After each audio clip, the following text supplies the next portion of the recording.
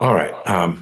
There's a funny echo. Mr. Ward, is that coming out of your computer? If you can turn the speaker off your computer.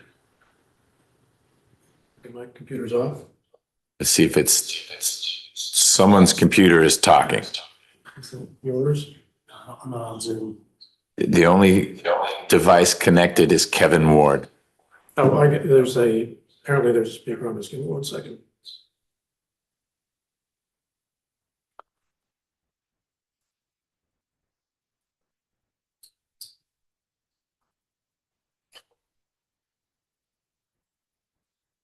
Well, I'll just disconnect this. Let's see if it's all right. All better. Nope. That's worse. That's worse. Tell you what, I'm going to remove you. Well, you won't be able to rejoin if I remove you. Why don't you drop off if you can't figure out how to turn the speaker off? Okay, give me 1 second. I think I know what the problem is.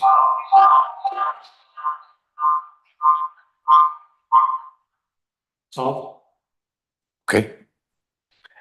This is 24cv007261, VBT LLC versus Mr. Dunn.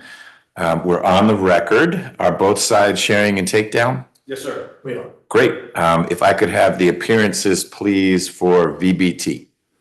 Kevin Ward and Chris Williams. All right. And Mr. Ward, will you be doing most of the speaking, or you've divided up different parts? I'll be doing most of the speaking. If I get thoroughly lost, you may step down. And who do you have with you? I have with me Emmanuel Smith, who's the principal of VBT. Hey, Mr. Smith, how you doing? Fine, sir. I'm all right.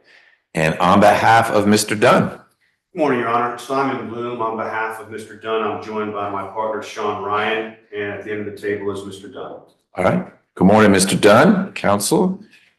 And I'm going to anticipate your next question, which is I will handle our motion for summary judgment against the plaintiff's affirmative claims, and Mr. Ryan will handle the response to the plaintiff's motion seeking to dismiss our counterclaims. Got it. Yes, sir. And my understanding of our posture this morning is that defendant has filed a motion for summary judgment that, if successful, effectively wipes out the complaint. It attacks, challenges the breach of contract claim as well as promissory estoppel. There is a motion for partial summary judgment that Mr. Ward and Mr. Williams have filed that challenges only the tortious interference with contract claim. Is that correct, Mr. Ward? That's right. Okay, got it. And so we can streamline the time you all spend on facts. I'm going to give you my high-level understanding of the conflict, and then you'll flesh it out as you see necessary, consistent with the claims you're advancing or defending. I'm going to say Mr. Smith. I know it's VBT, but Mr. Smith, through VBT, leased some land in Forest Park from Mr. Dunn.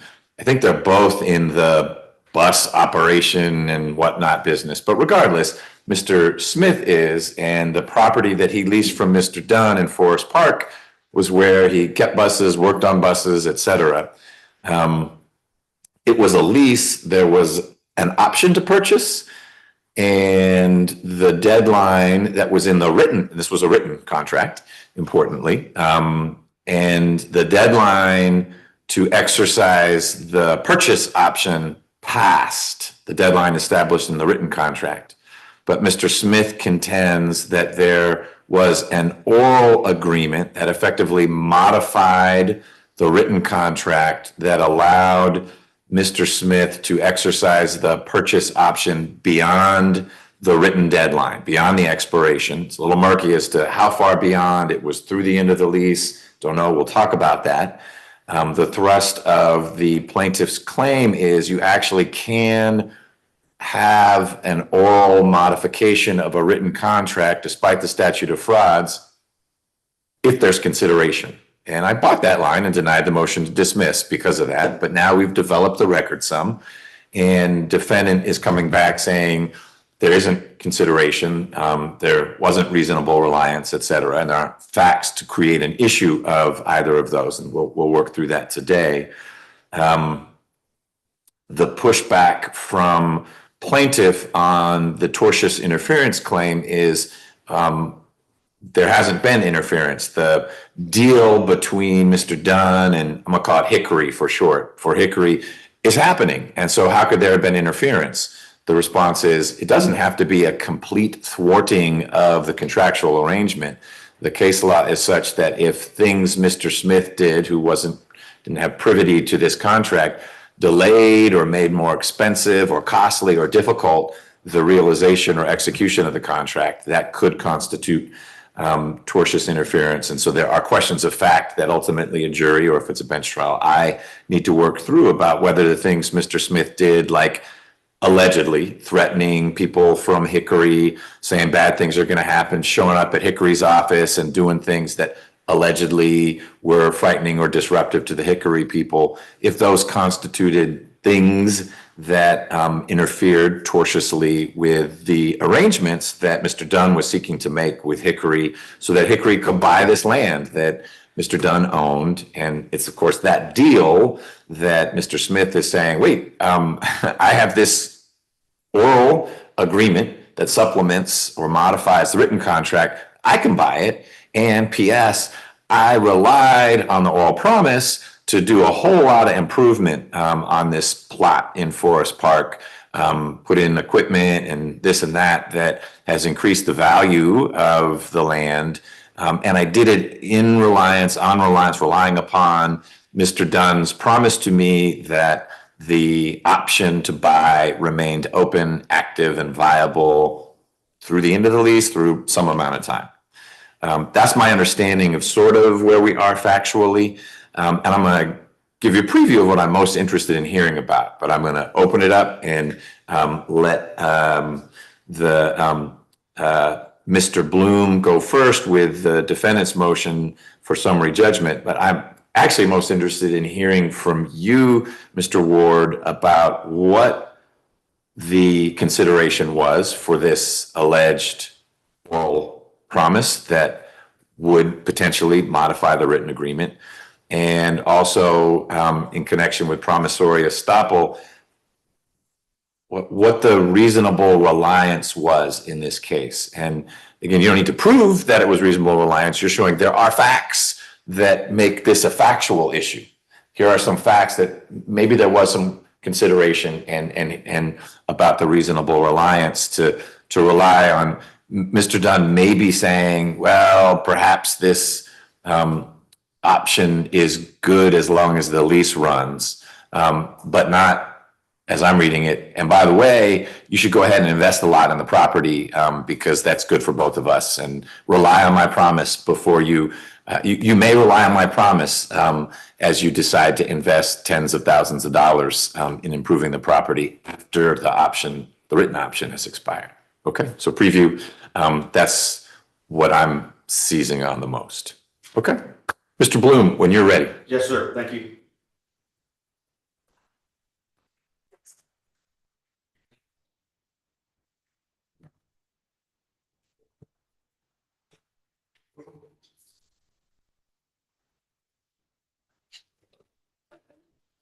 May it please the court, my name is Simon Bloom, and it's my honor and privilege to represent John Douglas Dunn Jr. in the matter before your honor. I say this in the least obsequious way possible. Thank you for doing your homework. We wish, I think I speak for all of us on this side of the bar when we say we wish that all of our trial judges did that same level of homework. Enough of that. No, go a little longer. I go as long as you want. I'm good. I had the fortunate or unfortunate experience of living through 2008 to 2013 with real estate clients. And your honor came on the bench kind of in the middle of that, kind of toward the end of that. So I was standing at this podium making all of the arguments that the plaintiffs make in this case in an effort to escape the provisions of a written document. Those cases were all about notes and guarantees. This case happens to be about an option provision of the lease. The principles of contract that we learned in first year of law school still apply.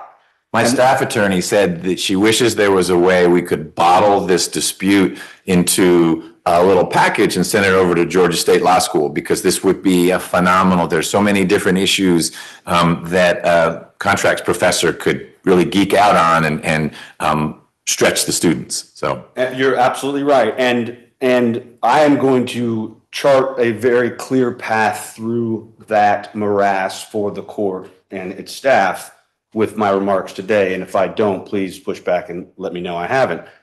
But the key to that period of time when we were heavily litigating all of these doctrines, we were litigating consideration, and you never thought that these questions of contract interpretation were going to actually be applicable in your legal career, but they were all front and center in mine, and to some extent probably in your honors and also probably Mr. Ward's, where we were fighting tooth and nail over what contract doctrine was.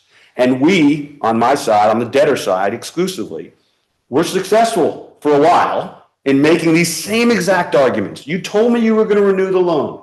You told me you were going to extend my time to pay. You told me this. We had a conversation, and the banks got very, very careful. They didn't talk to borrowers anymore. They put everything in writing. They put provision after caveat that said nothing's a deal until it's written. Nothing we say can be relied upon. All of those things were done. And how did the appellate courts respond? The appellate courts tightened up these doctrines. And many would say, myself among them, that they closed that eye of the needle so much that in order to thread it, you had to have just the right facts and just the right timing in order to be able to escape the written terms of the agreement.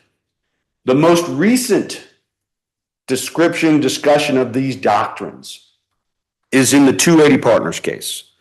And I have a copy of that case for the court. If the court reads nothing else in this analysis of this dispute, may I approach with it?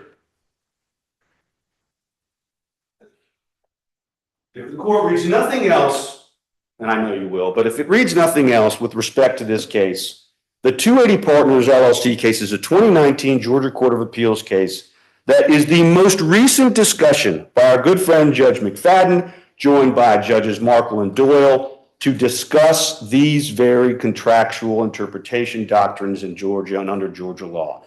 It has the benefit of digging in as much as the Court of Appeals digs into things, of treating and discussing what exactly what we're talking about here. The other thing that it does, and I'm going to unpack it in a second, the other thing that it does is it talks about the case that the plaintiffs rely on almost entirely for the doctrines that they're using. So it's not a new story for a party seeking to escape the written requirements of a contract to assert the following: oral modification, mutual departure, and promissory estoppel. It's the triumvirate. It's the go-to. There's case after case after case that talks about those three. Sometimes the appellate courts are good at keeping them clear and distinct, sometimes not as good. But here's what we can extract from the doctrine, and you're on it, Your Honor. There must be bargained for new consideration. Those are the three keys to any of those three doctrines that the plaintiff relies upon. Whether it's a new deal, whether it's an amendment / modification, or novation, or if it's mutual departure. They all require those three things. how do you say the case law defines bargained for? Bargain for is actually provided in the Georgia statutes. Let me start with the statute, which I believe is 13.342A. That's where this discussion of bargain for starts. The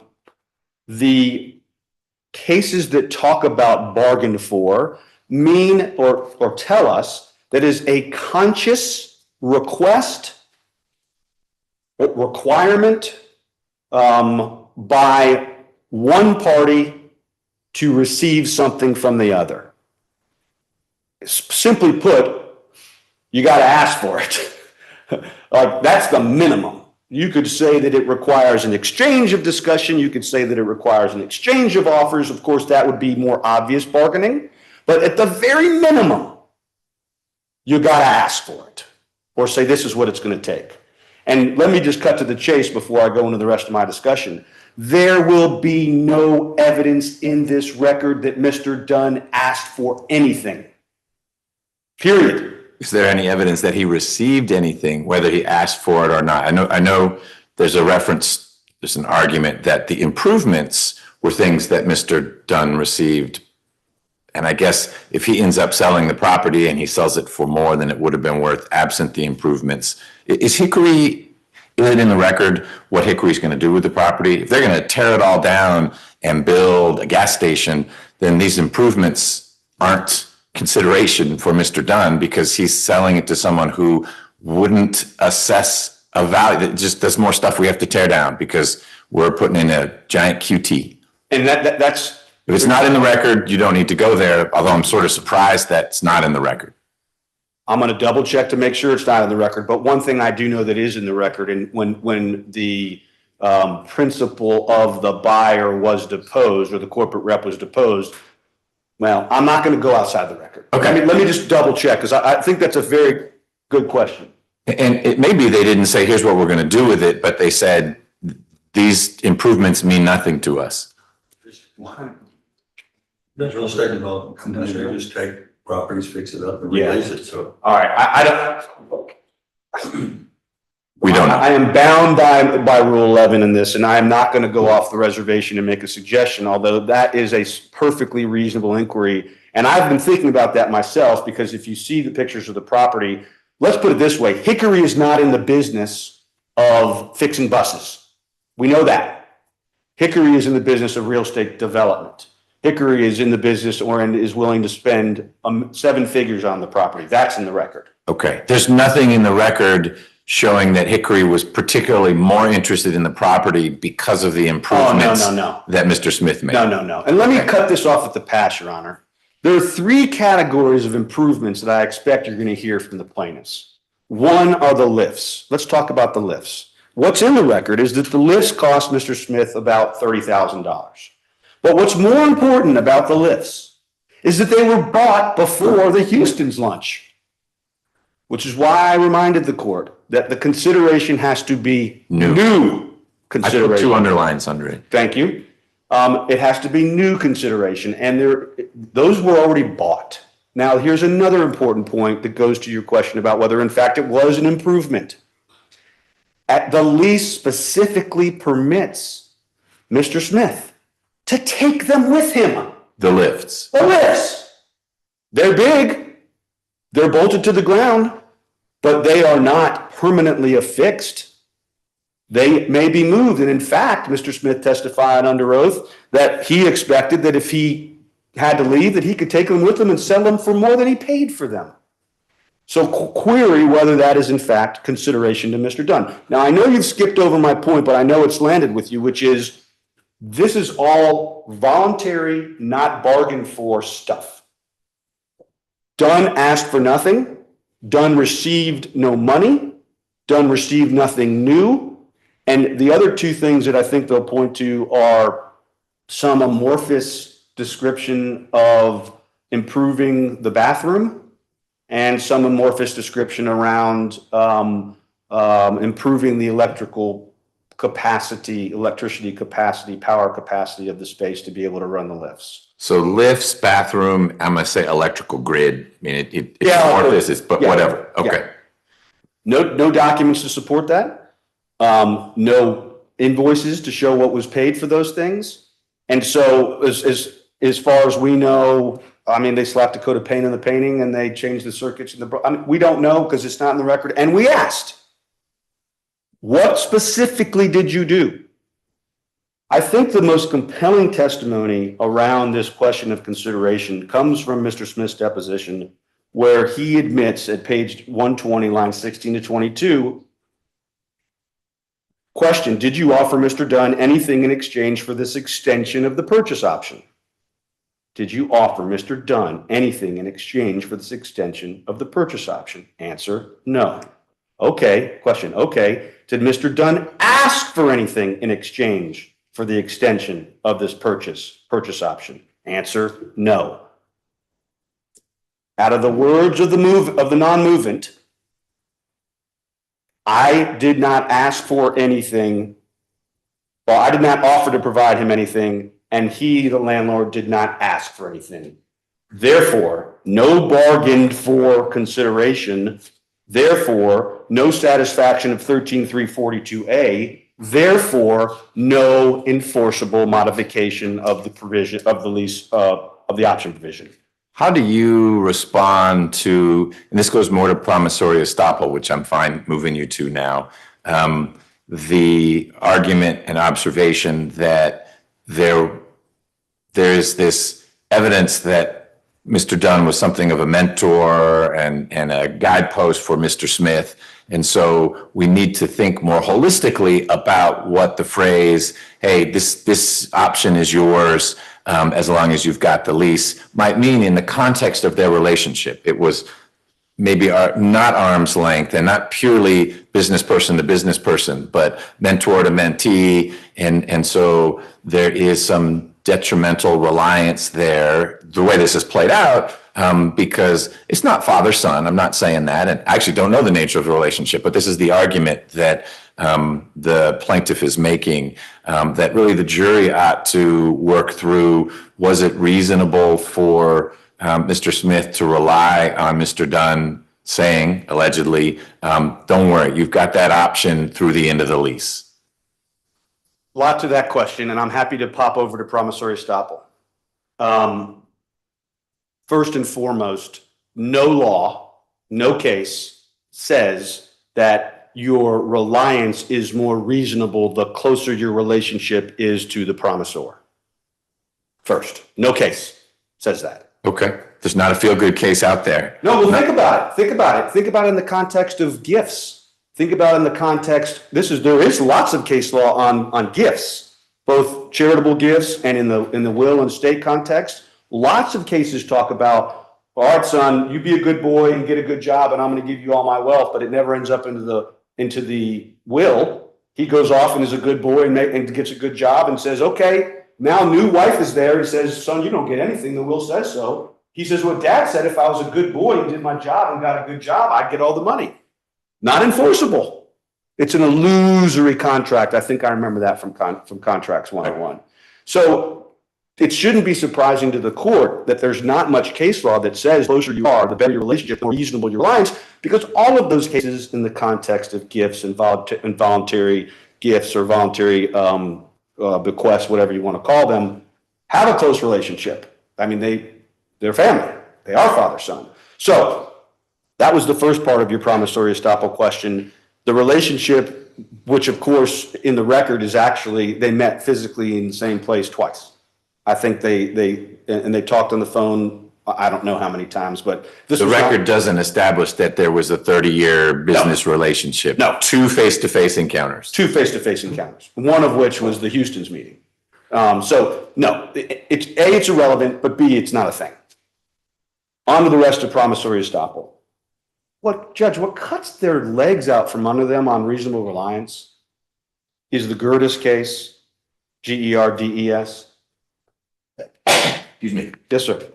And frankly, the provision in the agreement, in the lease, that says there can be no modification of this document without a writing. It stands for the very clear and I think unremarkable proposition that if there is a contractual provision requiring writing in order to have modification, you cannot, as a matter of law, rely on an oral representation. That's what Gerdes stands for, 232 Georgia App 534. That was a case, the facts are a little bit confusing or I guess a little bit involved, but you've got this manager of a TV station. He has he gets a written employment agreement that says he gets 2% of the sales proceeds when the TV station sells. He wanted more. He constantly asked for more. The board and the officers said they would give him more, but it was never put in writing. It was the employment agreement was never amended. The employment agreement says that amendments have to be in writing. The manager made the same trifecta of arguments that are being made here by this plaintiff, which was promissory estoppel and mutual departure. And on promissory estoppel, yes, the board made lots of promises, oral promises, but because there was a provision that says no new deal without a writing, the court in that case, the Court of Appeals said that it was appropriate to grant summary judgment on that issue. No, Don't we have cases that say, even though there's a clause like that, if there is an oral modification supported by consideration, that can, we're circling back to consideration, and you've helped me understand there wasn't. That's your perspective. And there's much to say for that. But isn't that the exception to Gertis? now you're going back to oral modification, mutual departure, because that doesn't really help on promissory estoppel. The fact, so I think what you're saying, but correct me if I'm wrong, is you're taking me down the waiver argument path?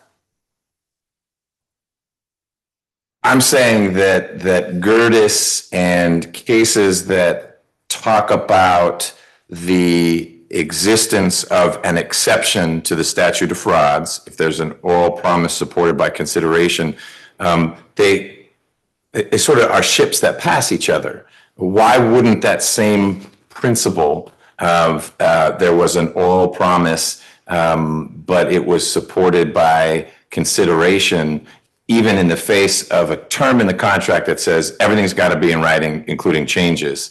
Why wouldn't that pull Mr. Smith's situation out of the Gertis prohibition? Because the Gertis prohibition that I'm referring to only refers to promissory estoppel. Okay. And which is what we shifted over to. Which was what we shifted over, which is why I said, if we want to go back, I can definitely go back to that issue.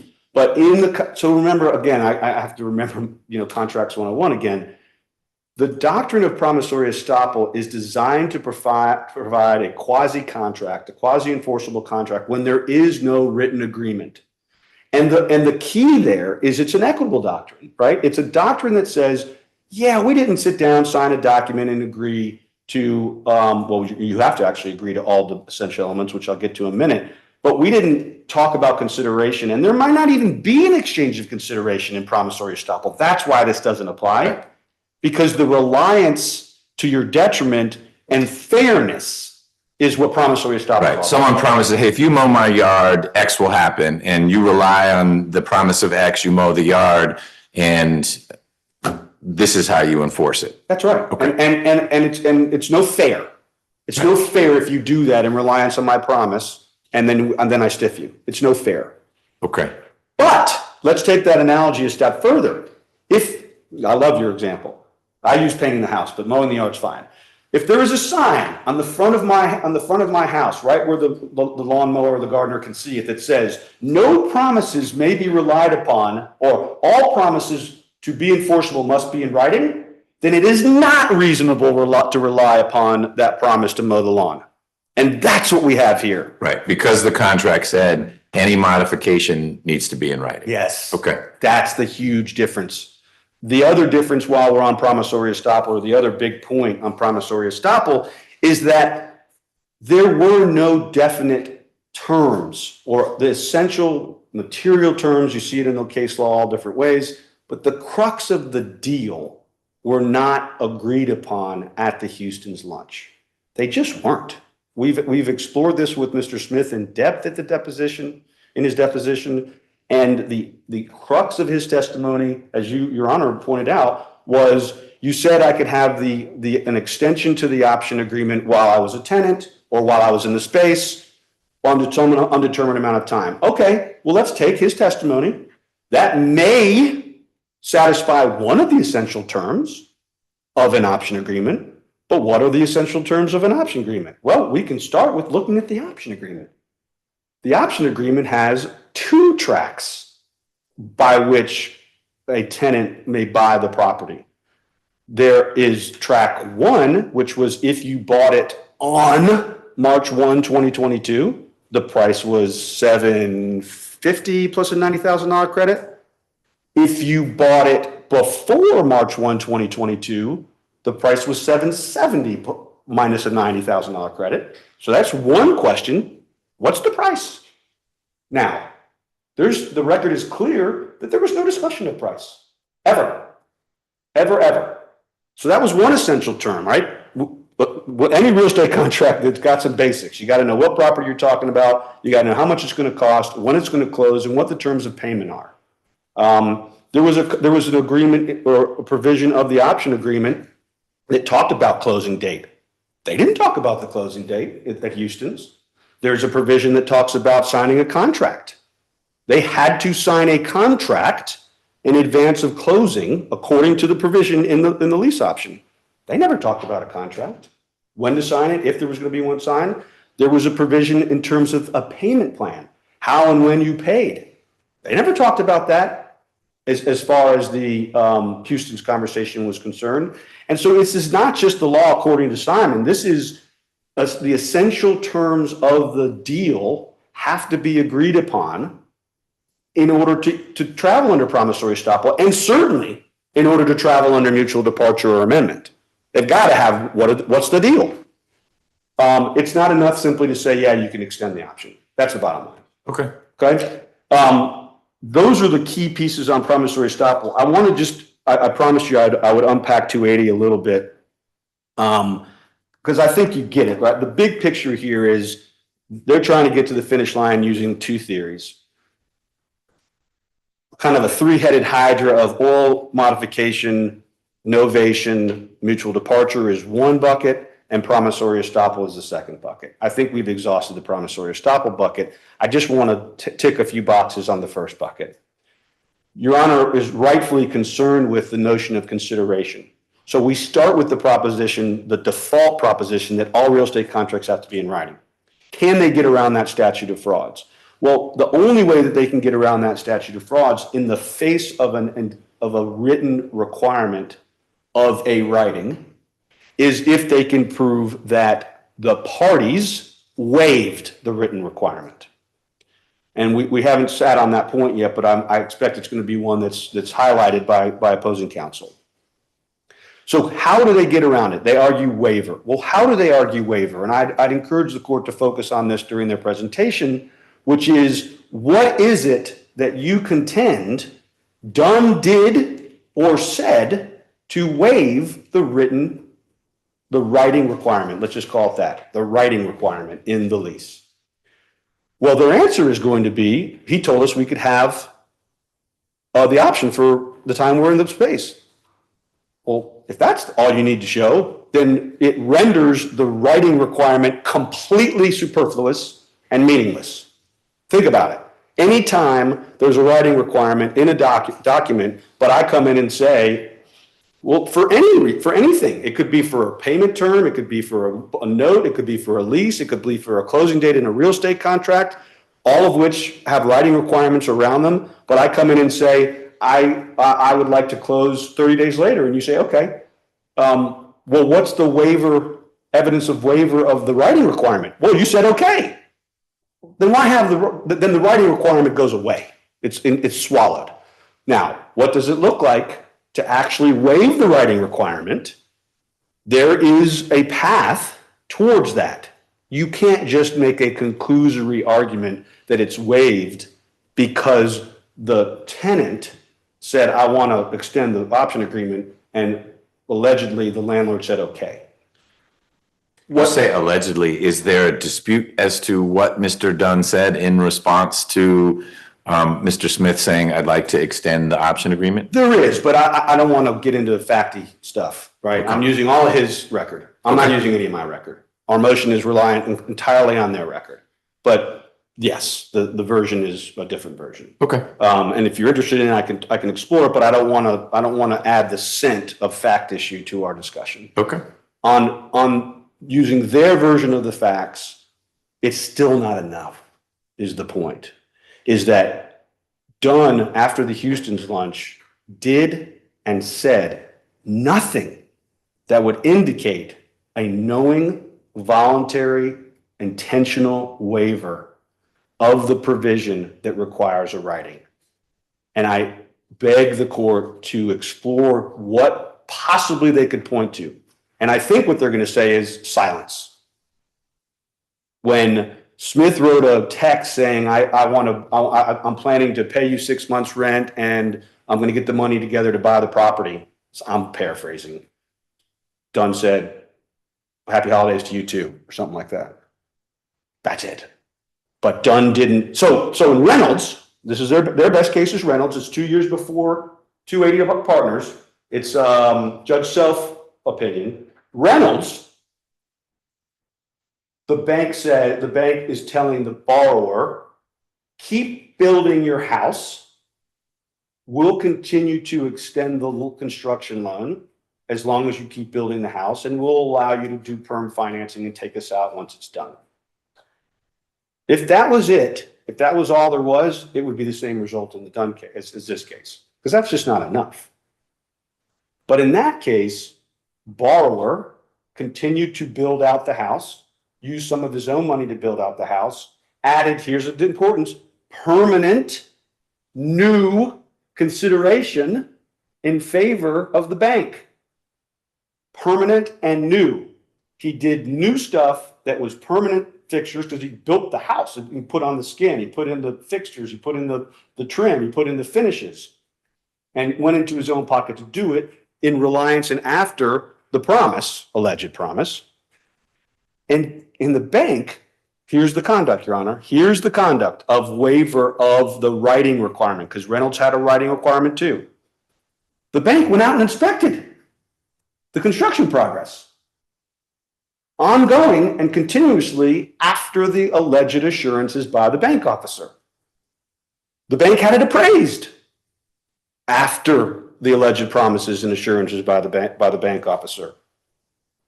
And the court seized upon the fact that there was no dispute that the value of the dirt was unquestionably enhanced because it went from a half-finished house to a completely finished house. And the loan, I think the numbers in that one were like, I think the loan balance was like 200 grand and the final value of the property after it was finished was like 400 grand. So it was like a 2x appreciation in value according to the bank's own appraisal. So they're going to rely on Reynolds for this idea that there could be that even with a writing requirement, there could be a waiver of the writing requirement. But Your Honor, those facts are so different from ours because you have in that case, bank, in our case, landlord. But in that case, the bank did a bunch of stuff and continued to say a bunch of stuff after this initial assurance. And in our case, all you got is Houston's lunch. I need an extension to the, and again, I'm paraphrasing. I need an extension to the option agreement. Yeah, you got it. I'll do the extension. There's another really important point that you can find in 280 on this question. And I think you and your staff are going to probably want to revisit the actual testimony of Mr. Smith at his deposition on this. Because what he says is that Dunn told him, I'll give you the extension. I think that's actually verbatim. I'll give you the extension. Well, in 280, the court treated that concept in the face of a writing requirement. The court treated this concept that I'm sure Your Honor is familiar with of the difference between an enforceable agreement and an agreement to agree. And I would submit that at the very best, what Smith has from the Houston's lunch is an agreement to agree. And if subsequent to that lunch, paper was prepared and signed, we wouldn't be here, obviously.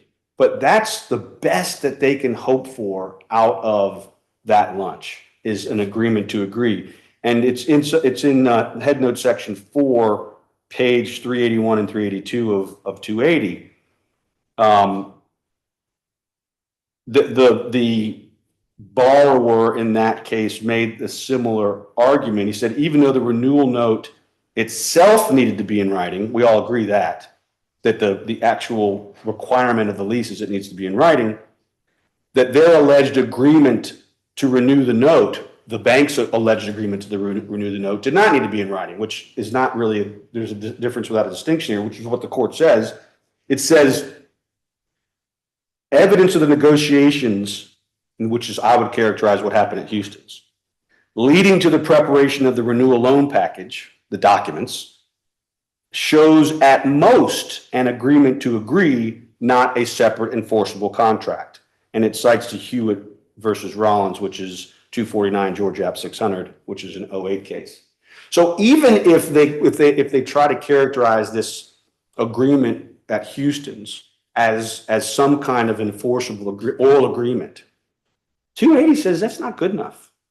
280 Partners says at most it's an agreement to agree, and the fact that Dunn says, I'll give you the extension, which last time I checked, the contraction I'll is I will, which implies a future tense and a promise to do something in the future. That's all they've got. You look like you were getting ready to ask me something. 280 Properties, that holding that the initial conversation was at best an agreement to agree, our parallel is the Houston's conversation, agreement to agree. That's deemed as to be only prefatory to a written agreement because of the requirement in the underlying contract that all changes need to be in writing. Correct. It's not saying writ large there couldn't ever be a situation where you're at Houston's and, hey, let's change this up a little bit. Yeah, that's great. I am giving you the extension. If the underlying contract didn't have a provision that says any changes must be in writing, then a conversation at Houston's where Mr.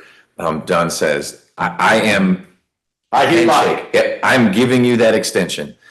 We would be in a different area, and you could point to 280, but it would be distinguishable because in 280, as here, the underlying contract has a provision that says, wait, any change you're going to make needs to be in writing. And it's that informed Judge McFadden saying, at best, that's an agreement to agree. I think that is correct. I think that's what McFadden seized upon, and in the opinion, it actually flows that way. The end of the prior paragraph says the terms of the April note provided no modification of this agreement may be made without your express written consent. And then he goes on to talk about what I just told Your Honor, which was at very best, it's an agreement to agree and not. So, I mean, I think your question suggests a very interesting one, which is there is a way you can do this, but like I said at the beginning, it is a small hole in the needle, right? We could sit down at lunch and say, yeah, I know we've got this lease for you to rent my office space, but let's change the rent. Well, what do you want to pay? I want to pay $7 a foot. Okay, well, I want $9. Well, let's agree on $8. Okay, deal. How much more time do you want? Well, I want another 2 years. Is that okay? You have all the terms, they're bargained for, it's oral, and hey, I know we've got this written agreement, but I'm okay that we're doing this by way of conversation. I think if you say that also, threaded the needle. You're there. And look, I appreciate there weren't lawyers at the Houston's lunch. I get all that. But Judge, if these contract terms are going to mean anything, then they got to mean something. And they just do.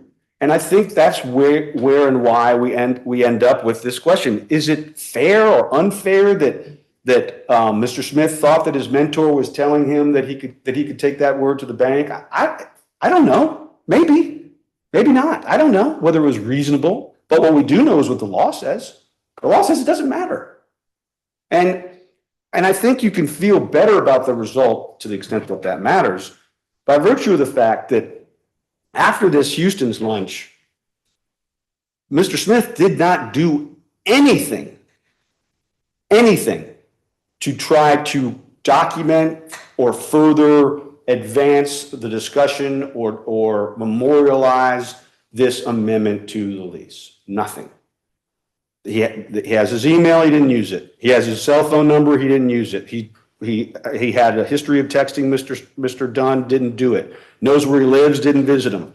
So there was no effort made by Mr. Smith to just button this issue up.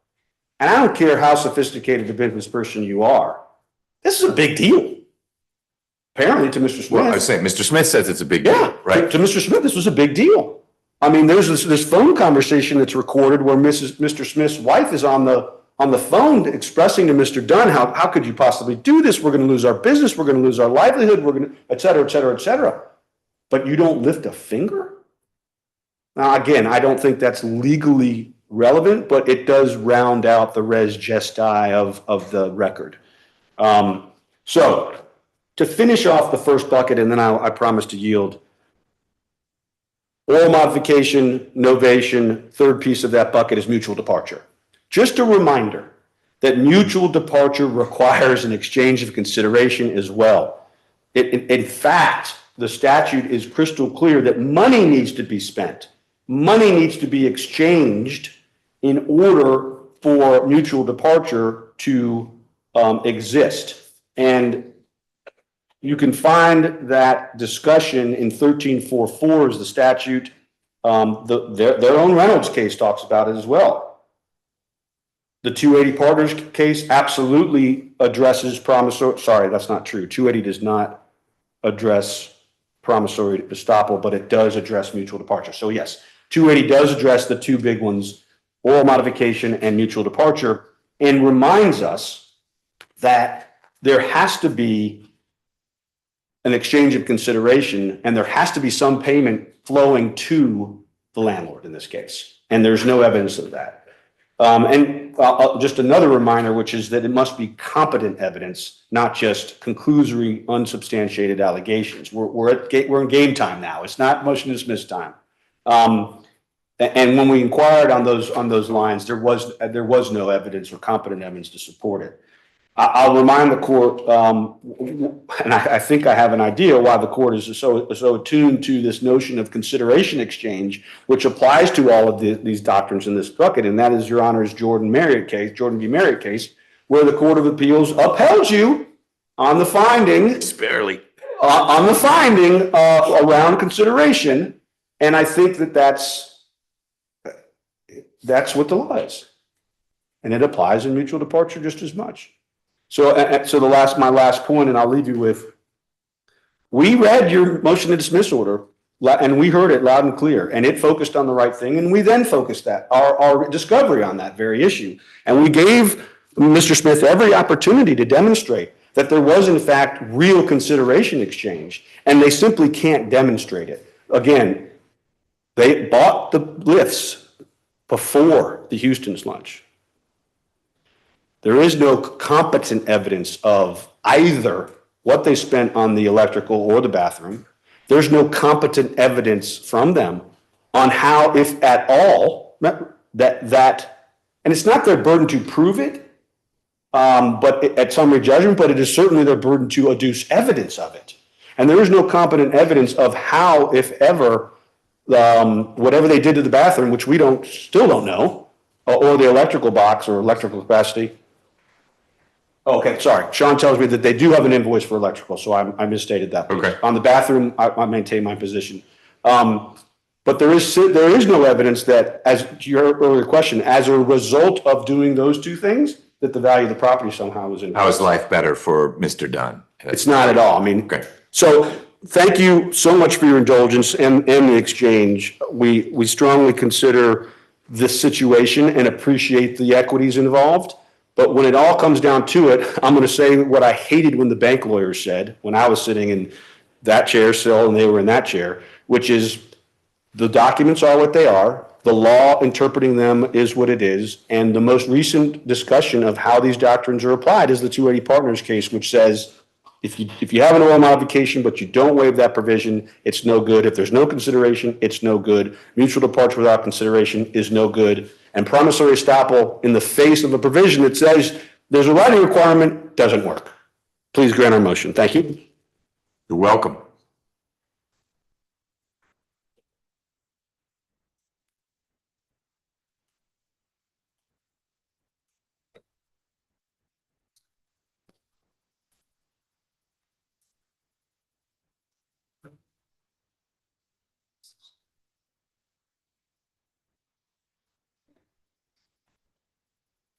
Mr. Ward. Thank you, Your Honor. Can I try screen sharing real quickly and see if You sure can. I get to my Zoom page?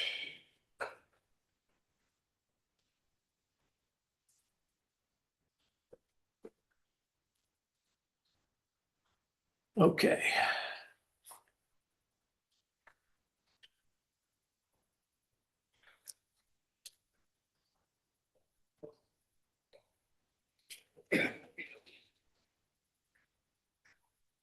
All right, that looks like I'm sharing my blank page. Sorry about the audio at the beginning. I couldn't. Not a problem. It's the cloud-based reality of our computers. So I've also stood at this podium many, many times after the 2008 experiences. In fact, I remembered immediately several times where Mr. Bloom and I were on the opposite ends of these very arguments. And so You were one of the bank lawyers? oh yeah, I was the one making all the arguments that he's making. Interesting how roles shift. And so I appreciate them and understand them and do not file this case, without some real consideration about those very important rules. I'll begin by saying, for one, thank you, first of all, because you read everything. Maybe 45 minutes is going to become a lot shorter. But what is going to happen is I'm going to thumb through some stuff and pass over it based on what you said. And I'm going to try to focus at the beginning on the things that most interest you, okay?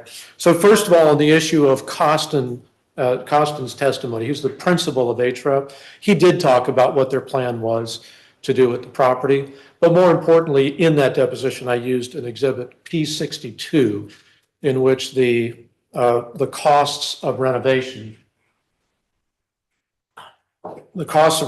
of the property were going to be incurred. And it's quite apparent from that they plan to simply fix up the existing property, not to raise it.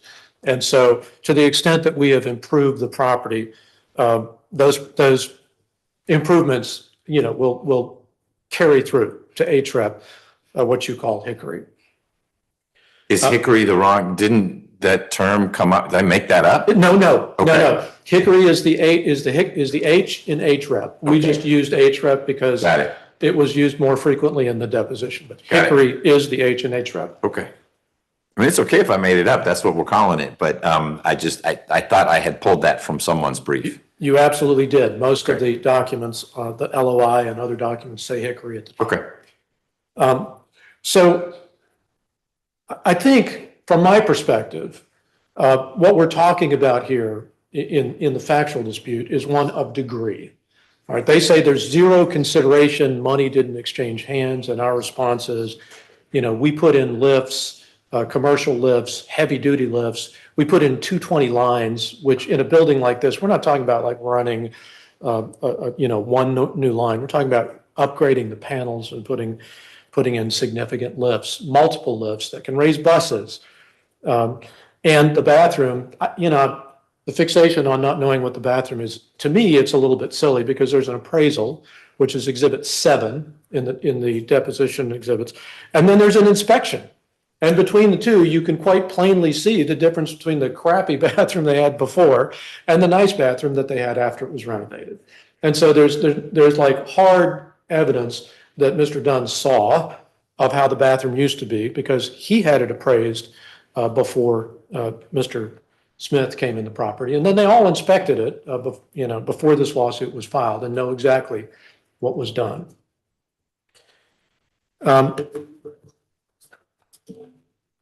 Mr. Smith testified in depositions that this improved the value of the property. He has a lot of experience in dealing with properties like this. He had managed shops before. He knew that when you went to rent properties that had lifts or didn't have lifts, that one was better than the other, and the one with lifts is better. And I would point to some testimony that's on page 102 of Mr. Smith's deposition when he talked about what they were doing before the lifts went in. So people were lying on their backs fixing buses, and then they had lifts. That is a dramatically improved, valuable improvement to the property. There's been this argument that, these are just something that he could take, he planned to sell them. I want to make very clear that Mr. Smith's testimony about this is as follows, and Mrs. Smith verified this in her deposition as well. Number one, knowing that he was going to talk to Mr. Dunn about the option, he put in an order on some lifts that were at an incredibly good price. Did not buy them, but he put an order into them. His testimony was, and Ms. Smith verifies this in her deposition, When the meeting at Houston's was successful, he had the lifts delivered. His testimony about selling the lifts would have been if Dunn had said, no, I'm not going to accept the improvements, I'm not going to extend the option, he would have simply sold them prior to receiving them. So there is no testimony suggesting that he would have sold the lifts or removed the lifts after they were installed. The sequence of events was he put in an order knowing he was going to meet with Dunn. When he got a favorable response at the at least hour-long meeting at Houston's, he then completed the order. And Tell me what that means, completed the order, because the way you first described it is Mr. Smith ordered, which says to me he bought, they hadn't been delivered yet. And you told me if Mr. Dunn had said, nah, you know what, I'm not extending the option for you, then it wasn't, you didn't say Mr. Smith said, I will cancel the order. What you said, he said was, oh, then I will sell the lifts, which says to me, he owned the lifts, they just hadn't been delivered yet. Yeah. And so regardless of Mr. Dunn's response to the request, they were Mr. Smith's lift, either to be installed in the property or sold if installing them in the property made no sense because he wasn't going to be keeping the property. Which is it? yeah, no, it's both, and let me explain how. So they are where he can sell them on the market. Okay. That's the argument. And Okay. then He bought lifts before he had the green light to what he claims is the green light to have an extension to the purchase option. He definitely put the order in, and I'll be honest with you, Judge, I don't remember whether he paid for them until afterwards and whether that was binding, but there's no question he put in the order in August, they meet in September. So I think your analysis is correct. The importance of what I was saying is not about when his interest in the lifts existed, but when they were installed and when they become a part of the property. I think both are important. Yeah. I don't think, I think both are important. What about the statement Mr. Bloom made that, I don't remember if he said, look, we just know this is how these things work, or if Mr. Smith acknowledged they are removable and they could be removed. They are Mr. Smith's, I guess this is how he put it. Mr. Dunn said, hey, those are your lifts. If you want to take those lifts with you when you vacate the premises, you should. They're clearly not my fixtures. You installed them. They're yours to remove and reuse or sell or whatever it is you're going to do. Is that accurate or inaccurate? That Mr. Dunn said that? That Mr. Smith may do that? It is possible at some expense to remove the lifts, okay? That wasn't my question, whether one could possibly do it. Are they Mr. Smith such that if he wants to do that, he can leave the property and take his lifts with him? I don't know the answer to that because they are fixed to the property when that's done. You don't know the answer. I wouldn't know the answer because I don't know anything about lifts, but it's not in the record, or you don't remember if it's in the record, or like Mr. Bloom, you don't want to stretch the record more than it should be stretched.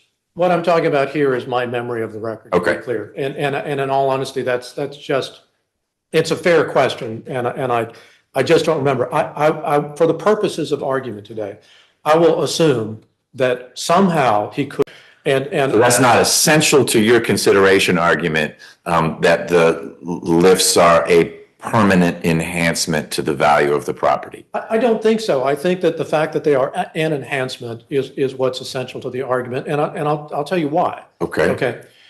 We are dealing with here somebody who has 25 years of experience in the bus repair and sales industry. And that's Mr. Dunn. That's what he did for 25 years. So when they have their hour-long conversation and they go into this, it's very clear that whether Mr. Dunn says, hey, you can remove them or not, Mr. Smith's testimony is very clear. His testimony is, I want to make improvements to the property. I want to put in lifts. He mentioned actually things more than the bathroom. He also wanted to renovate a building, which he didn't do. But all of that, it's very clear to these two guys that are in this business that those lifts aren't going to be moved. I mean, that's my argument is that, look, these are two guys that are in the industry. And Mr. Smith's testimony is that when you put them in, they're going to stay. That's just the nature of the business. He's not going to make the investment and put in industrial. He's 1 year away from the end of his lease. You know what I'm saying? It's like, this is a significant investment in time and effort into this location. I don't doubt that any of that. The question is, was it reasonable for Mr. Smith to, one of the questions is, was it reasonable for Mr. Smith to make those investments solely on Mr. Dunn saying, sure? Yeah, well, let's talk about that. So that's how it's been represented. It is how it's been represented. That Mr. Dunn just said, sure. And the testimony on that is several pages long from Mr. Smith about the extent that he goes into explaining to Mr. Dunn all the things that he wants to do. And that's Mr. Smith talking. That is Mr. Smith talking. Okay. And that's, you know, that's where there's a genuine issue of material fact. Mr. Smith's recollection of what Dunn says after discussing each and every one of these things is, go ahead and make the improvements. I will extend, right? That is an exchange, a negotiation, a bargaining. Yes, the testimony is coming from Mr. Smith, but it's competent. Oh, I'm sorry. I didn't say that clearly. Everything in Mr. Smith's deposition is going to be what he said and not Mr. Dunn. Right. But Mr. Smith in his deposition says, here are other things Mr. Dunn said, not simply that at the end he said, okay. He does say, he says, go ahead and make your improvements. I will extend the option. But it's not just, yeah, and it's not just a casual conversation, ships passing in the night. I mean, again, this is a question of degree. You know, what I need evidence that raises a genuine issue of material fact. And Mr. Smith has done that by testifying in great detail. And I would like to emphasize that, you know, as far as the memory of that meeting, Mr. Smith remembers the time of day, what they ordered, where they sat, who served them, what Mr. Dunn ate, what he ate. His memory of that conversation is pretty reliable. By contrast, Mr. Dunn, in his conversation with Mr. Smith and his wife on December 5th, says he doesn't remember his exact words, but he can understand how Mr. Smith would have heard what he says he heard. And what Mr. Smith recounted in that December 5th conversation was, look, you told me, I said I wanted to make improvements, I need an extension of the option, and you told me that was okay. Mr. Dunn's response on December 5th was, hey, I don't remember what I said, but I can see how you would, I could see how you would understand it that way. And that goes to the reasonableness argument as well. The conversation you just described is a three-way phone call. It's Mr. Smith, Ms. Smith, and Mr. Dunn. That's correct, Jonah. Mr. Smith and his wife, Melissa, were on the phone with Mr. Dunn. And does Mr. Dunn conclude after he says, I could see why you would have interpreted it that way, but that's not what I meant, and you were correct to interpret it that way? I mean, it's sort of a cliffhanger. He just says, if that's what I said, I could see why you'd interpret it that way. And that is, I can actually probably show you that that testimony. And we know about the contents of the phone call, not because it was recorded, but because of people's recollection of what was said in the phone call. We know it from both, Your Honor. I mean, we do have a recorded, transcribed version of the call, and it was filed with it in the record. Okay. So we have both. So we have the actual call, and then people are remembering, here's what was said. So what does Mr. Dunn say after he says, well, I could see why you, if that's what I said at the Houston's meeting, I could see why you feel that way. But I'm telling you now, it wasn't a written agreement, so there's no agreement. Yeah, I have that quote. Let me just. What's that? You said you always had that. Yep. What's the plate is all, because I'm jumping around. Give me 1 second, Judge, and I think I've got the actual quote, and I think it'll be easier to.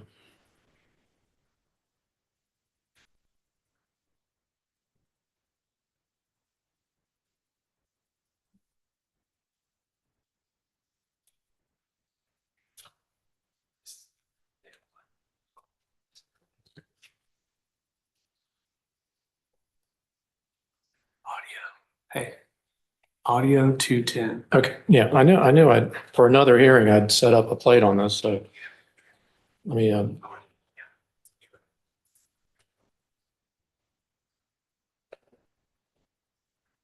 yeah, so the part of the quote that I have is there, Your Honor, where Mr. Smith is saying, is recounting what Mr. Dunn told him. So go ahead, do your improvements, whatever you plan on doing to get the property together, putting your lift, expansion, all of those things. You told me, go ahead and do it. And when you're ready, come in and I'll sell it to you. And that, now that's coupled with other statements where, you know, in the deposition testimony, I think it's like pages 112 through 117, Mr. Smith goes into great detail about the conversation. But Mr. Dunn's response is, I don't remember verbatim, but I can see where you'd understand. Okay, and that's what you told me. What does he say after that? There's nothing more about it? Because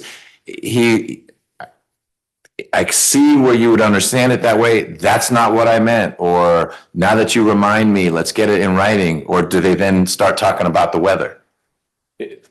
I don't have that right here, but I do have the audio and I'll page 10. I thought you said you had a transcript of it. I do. So what's the next page of the I'm transcript? looking for I'm looking at the transcript right now. I just want to get the page, Judge.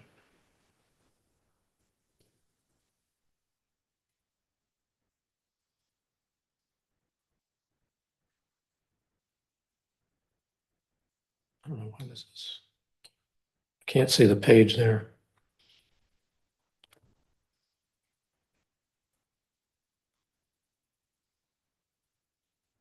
So is that Mr. Dunn talking where he says, ethically, I should have talked to you?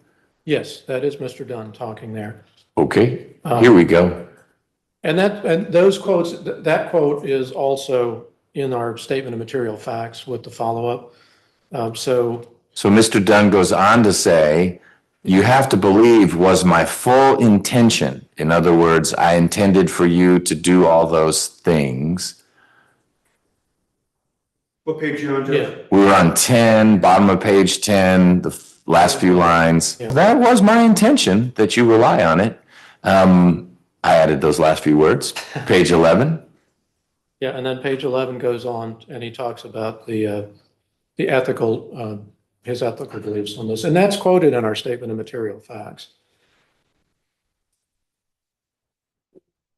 We had a complete misunderstanding. Can you go on to the next page, please? Yes.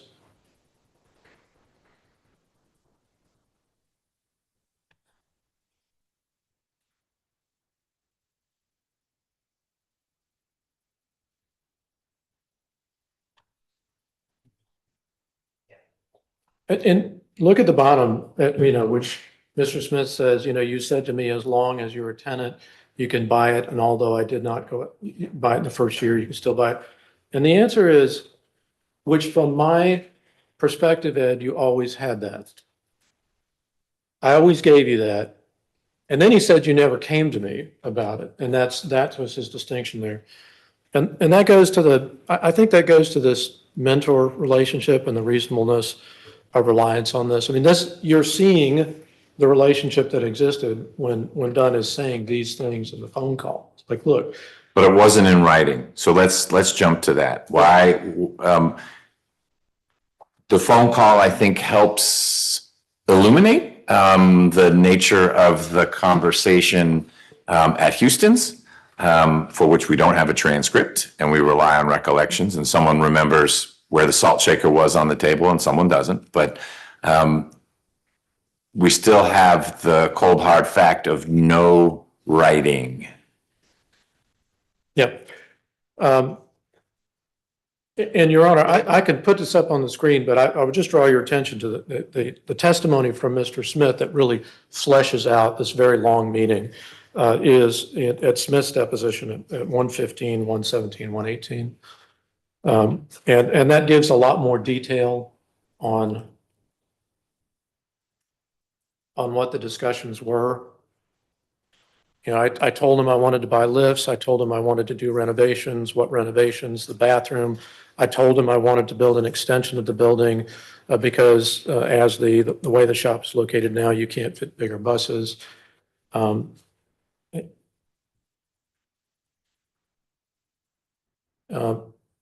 After he tells him all of this, he's asked, well, what's Mr. Dunn's response? He said, go ahead, you can do what you want. Were those exact words? Not exact, but he told me, he said, you can go ahead and make your renovations because I'm not going to sell it to anyone else. And he said specifically, I'm not going to sell it to anyone else. The answer is correct. And then I told him I'm going to need an extension on the purchase option. And I'm going to pause there for just a minute to discuss all this. Hey, all the terms aren't being discussed. And what we have is an option agreement that's written, and he's talking about an extension to that option. Basically, they're looking at a new date. Right? And what's that date? It seems to be an important term. And the answer, I believe that the testimony is it's to the end of the lease. And then, you know, there is some discussion where Smith says, and after that, you can come to me. But I frankly think that add-on about, and then, you know, forever you could do it, is probably not enforceable. But I do think that there was sufficient discussion that's nailed down that it's to the end of the lease. And the testimony from Mrs. Smith is as soon as Mr. Smith walks out of the restaurant, you know, they talk, and he's like, hey, we can exercise this option until the end of the lease. I know that that's just him telling his wife, but it's Present sense impression. That's correct. I'm just saying that it's consistent with the understanding that he walked out. Sure. At the time of the Houston's meeting, how much time remained on the lease? Yeah, so, and that's a very interesting point. At the time of the Houston's meeting, we've got a year plus a couple of months, basically, a year and a few months, maybe a year. But not 20 minutes. I mean, time to make these improvements. That's right. There's plenty of time to make. At the bottom of this, the part that I pulled out here says, as long as my lease was before the end of the lease that I could buy it. And that's when my lease was expiring for 3 years. So the lease, that extension lease gave me to the end of my lease. Now, I acknowledge that at another part, he says, you know, and then he told me, hey, you know, as long as you're my tenant, you can buy it. I'm not trying to enforce that. I'm not suggesting that was coupled with it. It was like, hey, this was a great meeting. I'm giving you the extension of the option. Go make your improvements.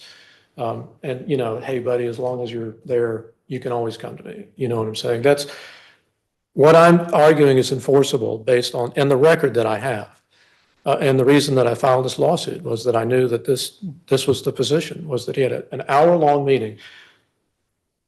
And it's important to know, and the record, the statement of facts covers this, and I'm trying to shorten the factual portion here, but the record includes that Mr. Dunn brought notes about the option agreement, like to the meeting. He knew that that's what they were going to talk about, right?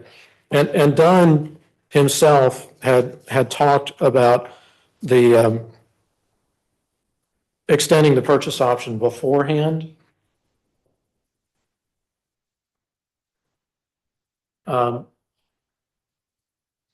in December, that's in December of 2021, or the March 1st, whatever that date is, you know, they're calling it the end of the option, or the only day on which an option could be exercised. And there's testimony that the parties believe that that's the date that it had to be argued. But I mean, if you look at that option agreement, it's a really weird option agreement that one could read it that March 1st is when the option begins, but there's plenty of testimony from everybody that they thought it ended on that day. Other than from Miss Melissa Smith, when she testified, she said, you know, when I look at this thing, it looks like the option says. Ed is Mr. Smith? Yeah, Ed is Mr. Smith. So this is Mr. Dunn writing to Mr. Right. Smith. That's right. And it's before March 1st, 2022, which is the date that the option identifies, right? And December 16th, 2021, is 2021 a year before the Houston's meeting and then the December 5 phone call? That's correct. Okay. Let me put that in perspective. So how is this relevant to anything? The only thing that the reason that I bring this up, okay, is that there's discussion about the option agreement before. There's discussion of the option agreement at Houston's, which is an hour-long call. Houston's meeting is when? It's September 29th of 22. Okay, so It's 10 much later. months later than this text. Absolutely. Okay. Yeah, absolutely. Then, 10 months later, there's the Houston's meeting. And then after that, there's a text from Mr. Smith, Ed, to Mr. Dunn on November 28th, 22. Okay, so we're talking September, October, November, 2 months after the Houston's meeting, that says my goal is to execute the purchase within that time frame, right? So they're talking clearly about, Ed's testimony, Mr. Smith's testimony is like, I'm talking about the extended purchase agreement, and that's pretty clear. What I find interesting is that in the initial filings, there's an affidavit from Mr. Dunn that says following, and I've got that above this text message, following the September 29th, 2022 meeting with Mr. Smith at Houston's restaurant, Mr. Smith did not contact me further regarding his desire to purchase the property. And I think frankly, I think that's just a mistake, but it's clearly a mistake. And I think it's because Mr. Dunn had lost his phone or didn't have his text messages and didn't realize it had happened. But clearly there is discussion before, there's a lot of discussion at the Houston's meeting. And then there's this follow-up where, Mr. Smith says, hey, I'm going to exercise the purchase in 6 months. And again, this is a question of degree here. And this is often where, you never know what a jury is going to say. That's the piece of evidence that I feel is most compelling. But, so their argument is, oh, well, he just responded, Merry Christmas. And my response is that, that is the kind of silence that suggests that it's not an unexpected text at all. What happened between November 28th and December 5th? Or is the December 5th phone call 2023? The December 5th call is 2023. Okay. That's a year later. A year later. So we've got a text from 21, and then we've got I didn't know the facts as well as I thought. The Houston's meeting is 22. This text follows that by a couple months. Yes. It's met not with opposition, but not with great. It's yours over the next 6 months, but it's also not followed with, I don't know what you're talking about. I'm actively marketing this and the option has expired. And then something happens after Thanksgiving 2022, but before December 5th, 2023, that prompts that phone call, which is, how could you have pulled the rug out from under me? That's right. And let me talk about that time frame right now. So I'm going to move to the time frame in 2023, the end of 2023, when did the option expire? Because the math isn't, if in September of 22, there was a year and a little bit left, it seems like by December 5th of 23, you haven't exercised the option and it's expired, whether it was extended or. I have the answer to that. So okay, I'm sure I'm missing the date. And that's my fault, and I'll clarify it, okay? As I've shown you, the testimony from Mr. Smith was very clearly, it's to the end of the lease, okay? Right, and I misspoke when I said the option expired. We know that, and he wants to have it. The parole agreement. Stretch. So my question should have been, when did the lease expire? And let me clarify that. So he has to be out by March 1st of 2024. So it's more like a year and a half. Right? Okay. Okay. So end of lease is March 1, 2024. End of February. So I said. Okay. March 1st. All right. And that becomes important. And what was the end of the option? Unextended, just in the lease, the written document that has a date in it is March 1st, 2022. It's before the Houston's meeting. Okay. Clearly. And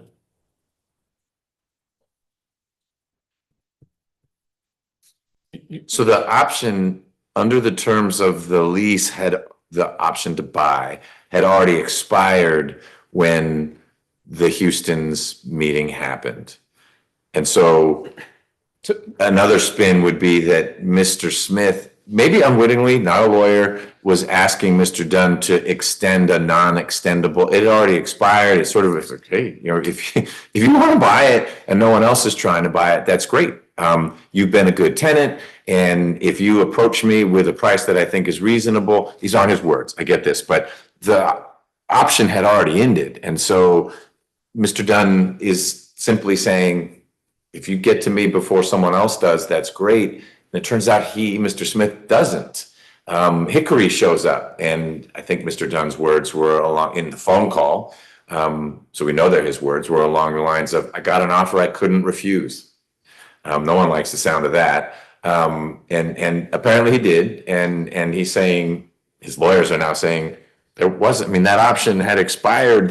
It wasn't extending it was the wrong, again, we're not dealing with lawyers, but if the back and forth at the Houston's meeting was, hey, let's extend this thing, this may not have been anything anyone argued, but I don't also sort of right for any reason, or there was no option to extend at Houston's. And my answer to that is exactly the kind of deliberation that a jury needs to do. It is precisely the kind of question of fact that needs to be resolved by. Unless legally, there was no option to extend because it had already expired sans consideration.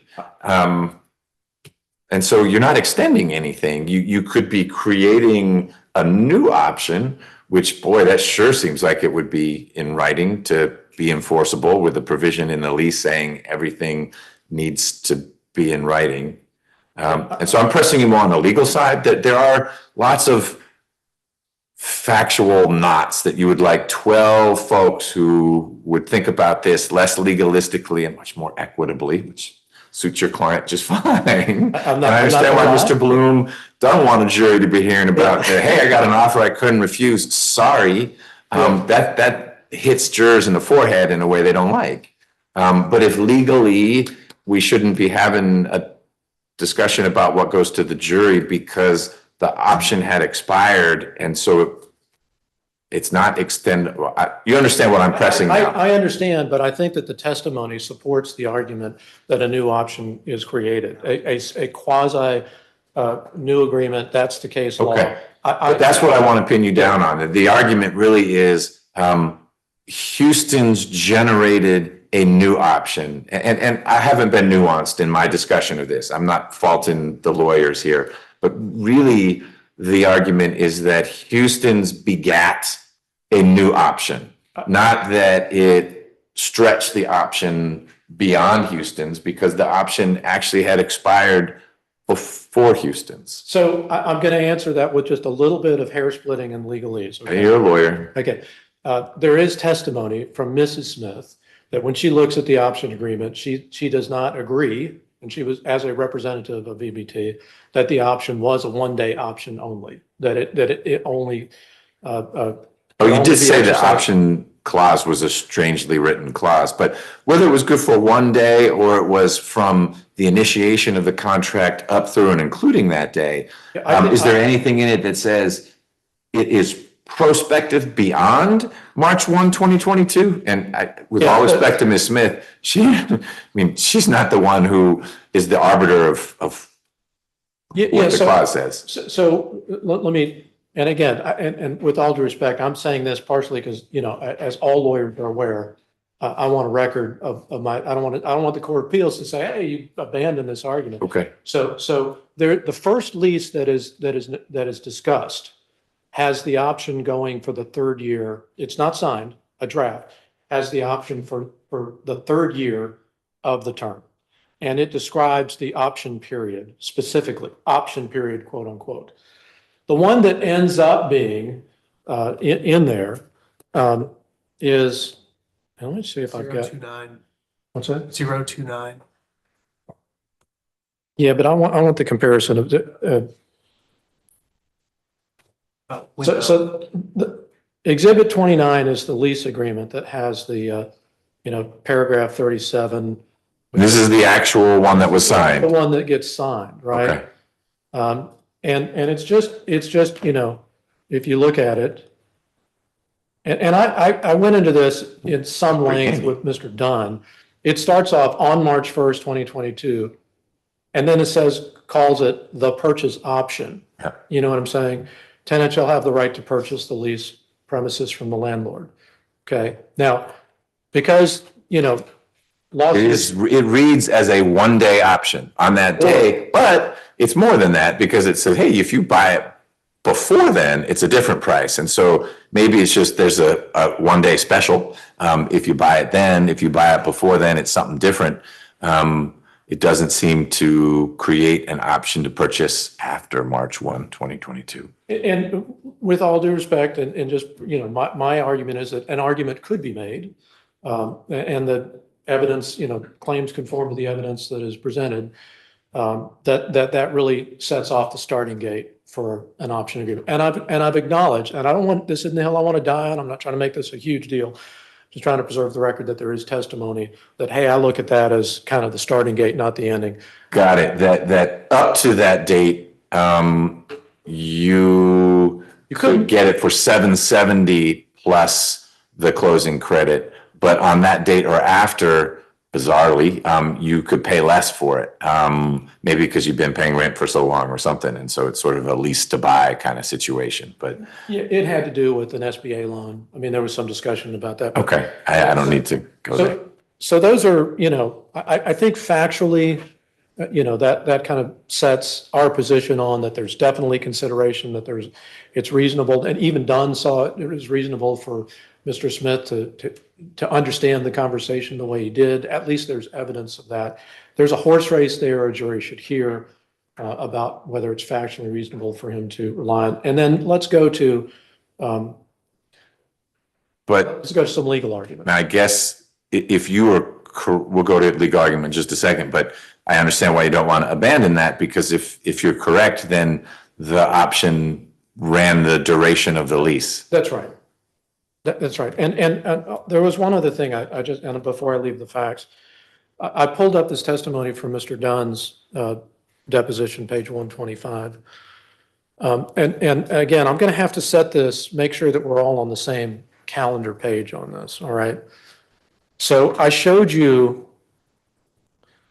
Why would he then have to ask to extend the option? like I said, there's testimony, I acknowledge that there's testimony Okay. where Mr. Smith believed that the option expired on the 1st, and I'm not denying that. To let his wife negotiate, because she would say, I'm going to exercise the existing option that hasn't expired yet. That's right. Well, I could tell you this for certainty, and I think Mr. Smith and probably Mr. Dunn would acknowledge it. If the wife had been in handling this, we'd have a document, and this wouldn't, we wouldn't be here. It wouldn't be Houston. They would have met in a lawyer's office, hammered it out. Well, there'd be a document. I mean, Yeah. she testified she was unhappy that there wasn't a document. And she wanted to have a document, and her husband said, no, I trust this man, his word is good. And again, we can argue all day about whether that's sufficient. My point is that he did rely on the word. But let me bring you back into a point in time and why this testimony is important. I'm looking at page 125 of Mr. Dunn's testimony. So October 23, I think, of 2023, there is an LOI from Hickory. I'm going to call it Hickory. And then on November 6th comes the 6-month text from Mr. Smith saying, hey, let's meet, I'm sorry, I take that back. On November 6th, Mr. Smith sends a text that says, I want to meet before the end of the year. That's it. Just, I want to meet before the end of the year. I don't want to mix that up. And so I asked Mr. Dunn, okay, you've got an LOI from Hickory, October 23rd. Days later, you get a text from Mr. Smith, who's, has mentioned before he wants to exercise the option after the Houston's meeting. The only time they met before, they talked about the option and spent an hour doing that at Houston's. Pretty clear. It's reasonable for me to argue he should expect that that's about buying the property. Again, a question I think a jury should decide. But I asked Mr. Dunn, well, why didn't you tell Mr. Smith, no point in meeting, I'm selling the property? And his response is very telling. I asked Mr. Dunn, do you recall whether you texted Mr. Smith in response that, hey, I'm selling a property, or give him any notice then of the pending sale? And Dunn says, do I remember doing it? Yeah. No, I did not do it. Okay. Was there a reason you didn't do that? Yes. What was the reason? I was thinking it through. It was 60 days away from the lease terminating, and I decided this was a better route for me to go. That certainly suggests that he knows he's reached this oral agreement, and he is intentionally deciding, I'm not going to tell him about this. This is a better way for me to go. Now, I'm sure the opposing counsel would argue otherwise, but this is the kind of testimony a jury needs to hear. They need to know this is evidence that Mr. Dunn knew exactly what he'd done, what he agreed to with Mr. Smith, and he just didn't want to tell him. Okay, and I think that puts into context factually that there was clearly an agreement that he chose not to talk about it. So I'm going to go. Your Honor, for the purposes of completeness, can you read to the rest of that page of the transcript, please? Yep, 1 second. Do you have the rest of the page? I think I can pull it up. I think I can do this. Just to the part where he says, until we had a deal. Yes.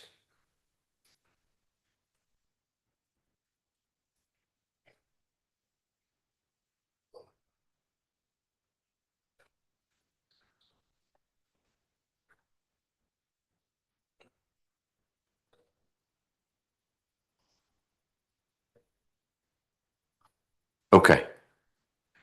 Got it. Well, actually, that's even more instructive. In other words, he wanted to lock down a deal with Hickory before he revealed to Mr. Smith. He was intentionally not telling him about it until he locked it down, and then he could take the position that, oh, I can't sell it to you now because I've already sold it to somebody else. I guess this is your point. This goes to your point why a jury might need to see this, because another, I think, reasonable read of that would be, I didn't want to get him more. If the Hickory thing didn't work out, then things are still good for Mr. Smith. And so I didn't want to, I'm trying to get the highest and best deal I can get for this. If Hickory falls apart, then I've still got, pause. Did they meet more than twice? Because you keep emphasizing this mentor-mentee. Yeah. And did they, and Mr. Bloom said they met face-to-face twice in their lives. These are adult businessmen, and I don't mean to diminish the value of mentor-mentee relationships, but where's that come from? Okay, it comes from two primary areas in time. The first is leading up to the lease itself. The property is peculiarly zoned to allow both the sales and repairs of vehicles. In Clayton County, the testimony from Mr. Smith is that's a very difficult thing to get done.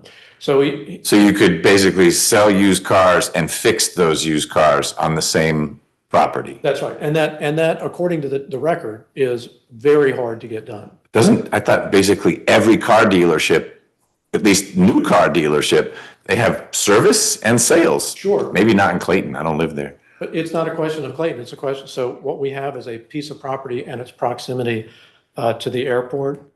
It's basically just south of the airport, and they're in the business of servicing buses. And in that area, the testimony. All the shuttle buses. Yeah, there are a zillion of them. Yeah, you can't get both those things in that area. Okay. That's the testimony. So, Okay. so how does he deal with it? Well, he works with Dunn. They don't meet face to face, but there's a ton of emails and communications about, well, I need to be able to have the license to sell there.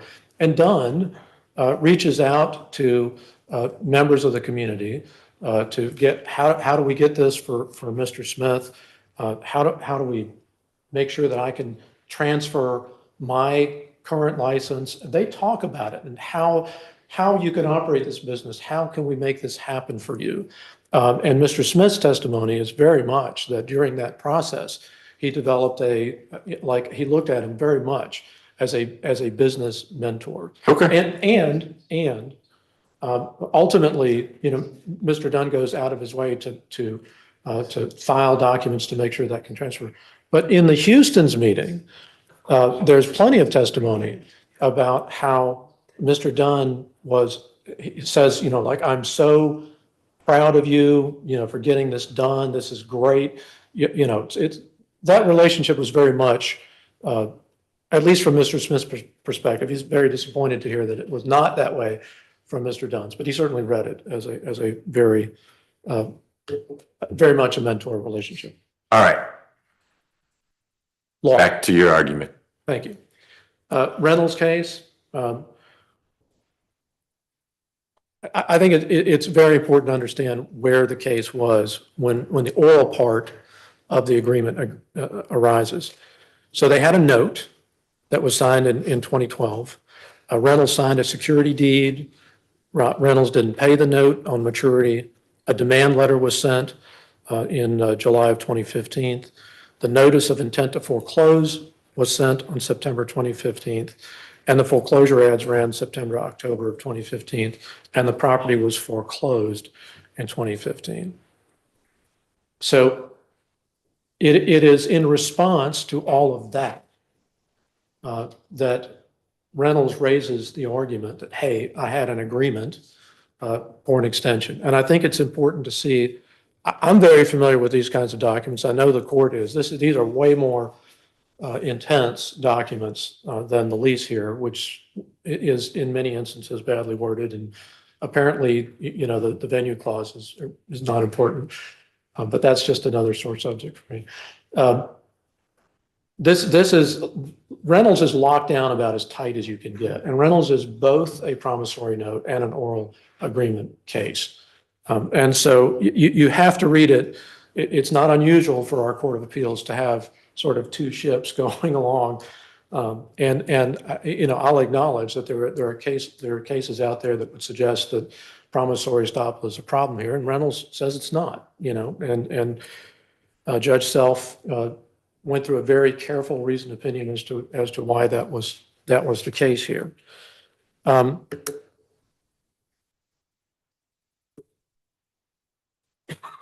The note obviously contained a language that the note could not be modified without an agreement signed by both the parties.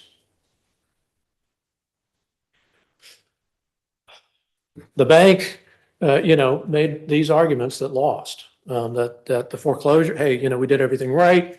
The foreclosure was proper. Parole evidence can't be admitted to alter very terms. Any modification has to be in writing. The promissory estoppel claim is vague and indefinite on material terms, including the maturity date.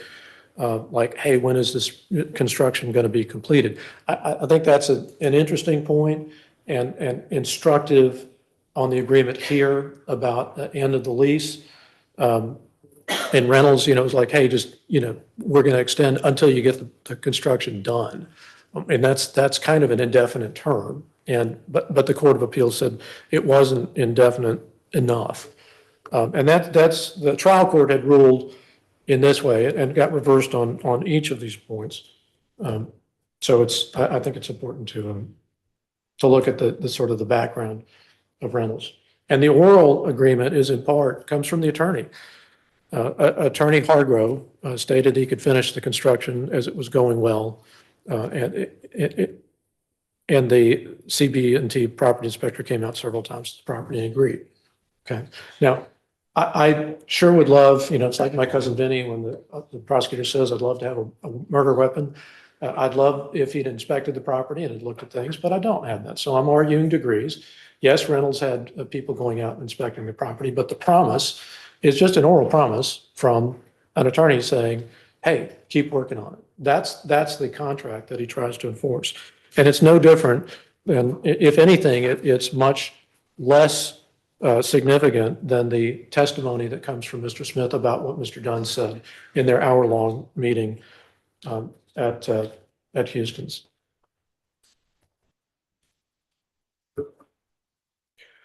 Did anyone develop any Were any of the Hickory people deposed? Yeah, yes. Okay, and in their depositions, was it developed at all? Boy, we sure had to give Mr. Dunn a different offer once those nice lifts went in and the 220 electrical wiring was done and that bathroom looked so much nicer. And so Dunn came at us with a new demand and we had to honor that because this qualitatively a different parcel. After these, we don't know where the changes came from, but it changed our view of the value of this property to us. Yeah, so by the time Hickory comes in to make an offer, those are, all that's already done. So there's no comparison of the before and after. They came onto the scene after Mr. Smith had done all the work he discussed with Mr. Dunn at Houston's.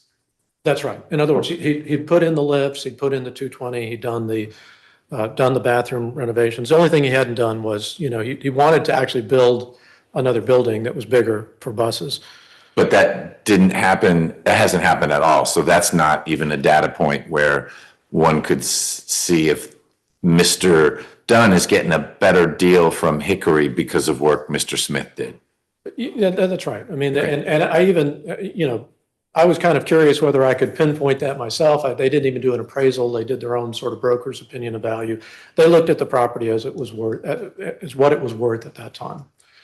And then Reynolds goes on to say that, you can have oral agreements in these circumstances. And that's what we're here about, is like, you can, where a modification of written contract has been agreed to by all parties, performed by one and accepted by the other.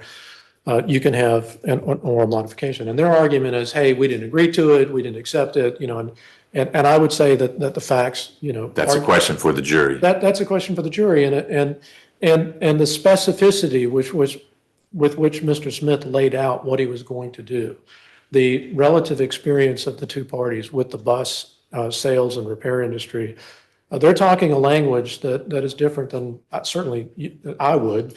Because I don't know enough about the bus industry, but they do. And when Mr. Dunn, according to the record that Mr. Smith provided in many pages of testimony, says, yes, do those improvements, I'll give you the extension. He knows exactly what he's getting at. And they make such a big deal about how Mr. Dunn didn't go to that meeting and ask, hey, please put in some lifts. I think that misses the point. Bargaining has got to start somewhere. Right. And so, yeah, we're the ones that went and said, we'd like to do these improvements to the property, but we don't want to do it, unless we have an extension. That's, the bargaining is there. The fact that he didn't come to the meeting, rush to the meeting and say, hey, I really want you to put in lifts. I don't think that excludes the idea that any bargaining occurred. It doesn't make sense, that.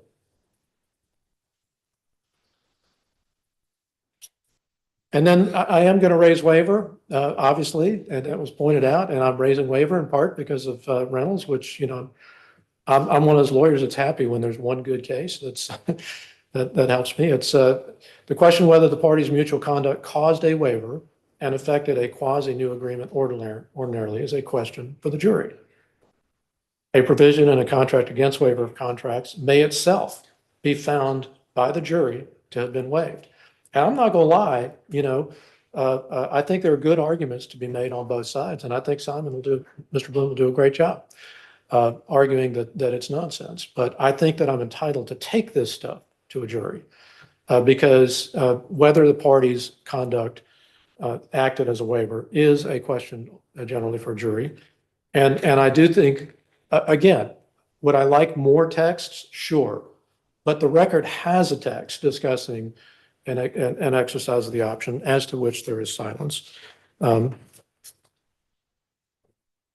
so I think a jury is we're entitled to have a jury decide whether that was enough or whether that's just, too slim a read for them to believe. But it's a question of degree. On the consideration issue, again, and I appreciate, and I think there are very good, challenging questions about the lifts. What if Mr. Ward, I don't buy the idea that the lifts, again, we're talking about degree. We've got an improved bathroom. We've got 220 lines put in. And what the Reynolds case discusses, among other things, is although mutual departure ordinarily requires the receipt or payment of money, slight consideration may support a departure from contractual terms. Now that's slight consideration is way more important to me now at a summary judgment argument, and I'm going to try to make it much bigger, in the eyes of a jury. But that's what I've got for sure. I've got a record that shows there's consideration. They may not think very much of the consideration, but it's there. Okay. What's happening on the property now? If I went there today, would I encounter Mr. Smith's folks and they could fix my bus? Yeah. Or would I encounter Hickory and they're installing vending machines, or what's there now? Yeah, so the answer is Mr. Smith is still there. He's been paying rent. Up till now, it's been accepted. Mr. Bloom, at the beginning of the hearing, handed me a notice of intent to, calling us a tenant at will and saying we got 60 days to get out, and I'll deal with that in another motion. But at the moment, Mr. Smith is there. He is repairing buses and So he's operating his business. Yes. Mr. Dunn is being paid being paid. a rent that is part of this lease from long ago and might not reflect how rents have gone since 2020. Question of fact, yes. But he is paying the rent that was in the lease. Okay. He's been tendering that amount, whether that's fair or not. There's an interesting fact about his business, which is, so December 5, 2023, Mr. Smith and Mr. Dunn have this telephone conversation. Days later, the two biggest customers that they have from the airport stopped sending him business. So it's been a struggle. He lost, somewhere between 0 and 80% of his business after that phone call. Now he's testified. He can't say, what happened, but it sure is, it sure is awfully hard on them that a few days after that call, he lost the two biggest customers he had out at the airport, and he's had to focus his business a lot more on sales and repairs and sales. And that, there's an element to this case that I would be remiss not to point out is that, and I'll deal with this more on the tortious and repair and stuff, but, this isn't hey, we got a problem with you. This is like, we want punitive damages. We want to go after you. We want to, this is just all scorched earth approach in response to Mr. Smith's position.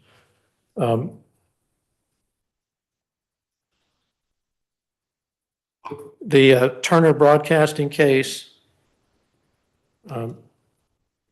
again, I just want to emphasize that there are multiple cases that we've cited, which, put in the province of the jury, the question of, okay, so you didn't have a writing.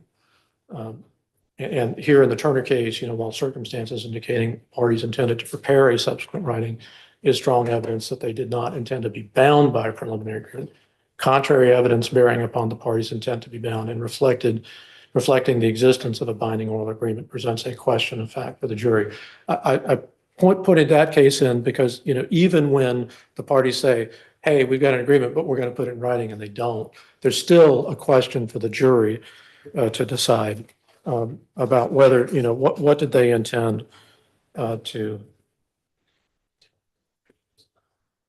The Underwood case, Underwood versus Colony Bank, 362 Georgia Ave, 548, also addresses this. And Underwood's interesting for a couple of things. Although I'll be eternally grateful for Judge Self's decision in Reynolds' case, there's also a Supreme Court case that which I'll get to in a second. And I think they quote Underwood, but in the Underwood case, the Court of Appeals says the terms of a written contract may be modified by later oral agreement or by the party's course of conduct. The course of conduct part is the part that's kind of important. When such agreement is founded on sufficient consideration. Again, that's a question of degree on the consideration. And notably, a contract can be modified in this way, even if the contract provides, as the forbearance agreement did here, that it cannot be modified except by written agreement. The party's subsequent course of conduct can also operate to waive an otherwise validly enforceable agreement. So again, and Underwood goes on after that to say it's generally a jury question whether parties to contract have mutually departed.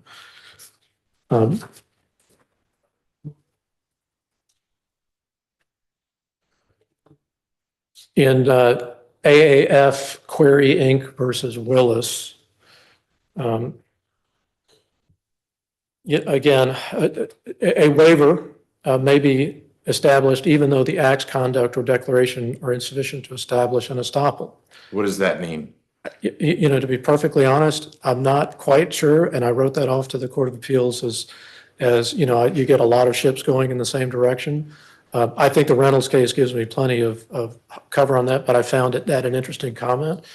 And if there's conflicting evidence over whether a waiver occurred, the issue is for a jury to resolve, which is the focus of that quote. A party's protracted silence or unreasonable delay in making protests can raise a fact issue of whether she has waived a contractual right. And again, I'd like more text, I'd like more, but I've got it. I've got a record that shows that he says, I want to exercise the option, and there's no response.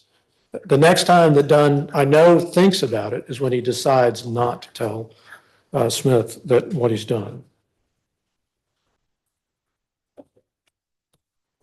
So specifically the waiver that you would argue occurred, is it that Mr. Dunn waived his right to have the agreement to extend, assuming it needed extending, the purchase option, or he waived any objection to the oral modification? What specifically are you thinking goes to a jury to decide was waived? Okay, so first and foremost, you know, you waived the need for an additional document.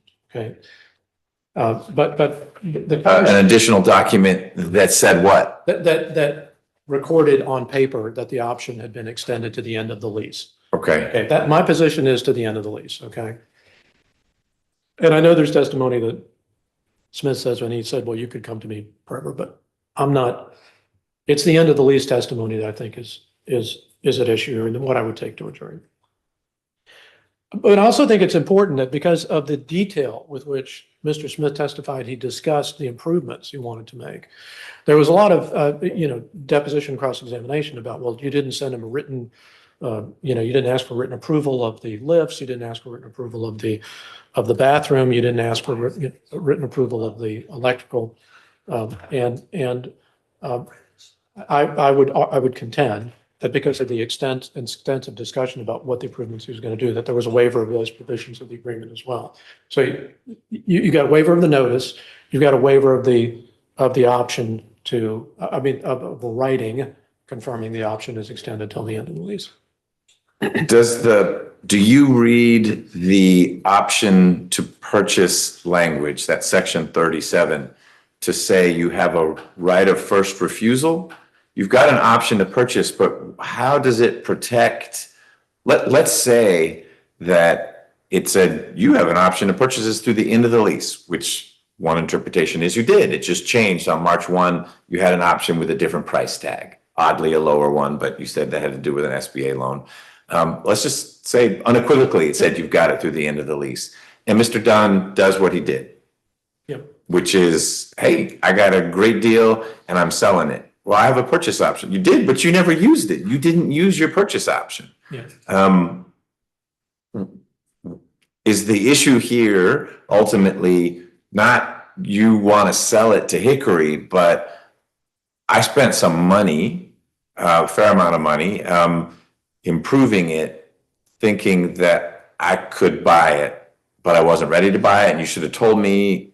I guess the simplest answer would be if there's something in there that says I have an absolute right to buy this, and you have to notify me if someone else is going to buy it, so I can.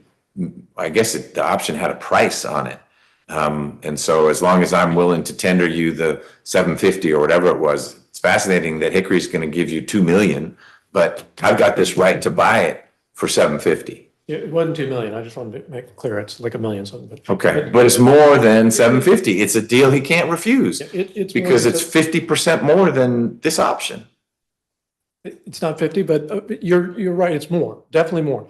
And my answer to that is I'm not arguing that it's a right of first refusal. I'm arguing that it's an option, and an option is a thing that promises to sell me the property if I exercise it within a certain amount of time.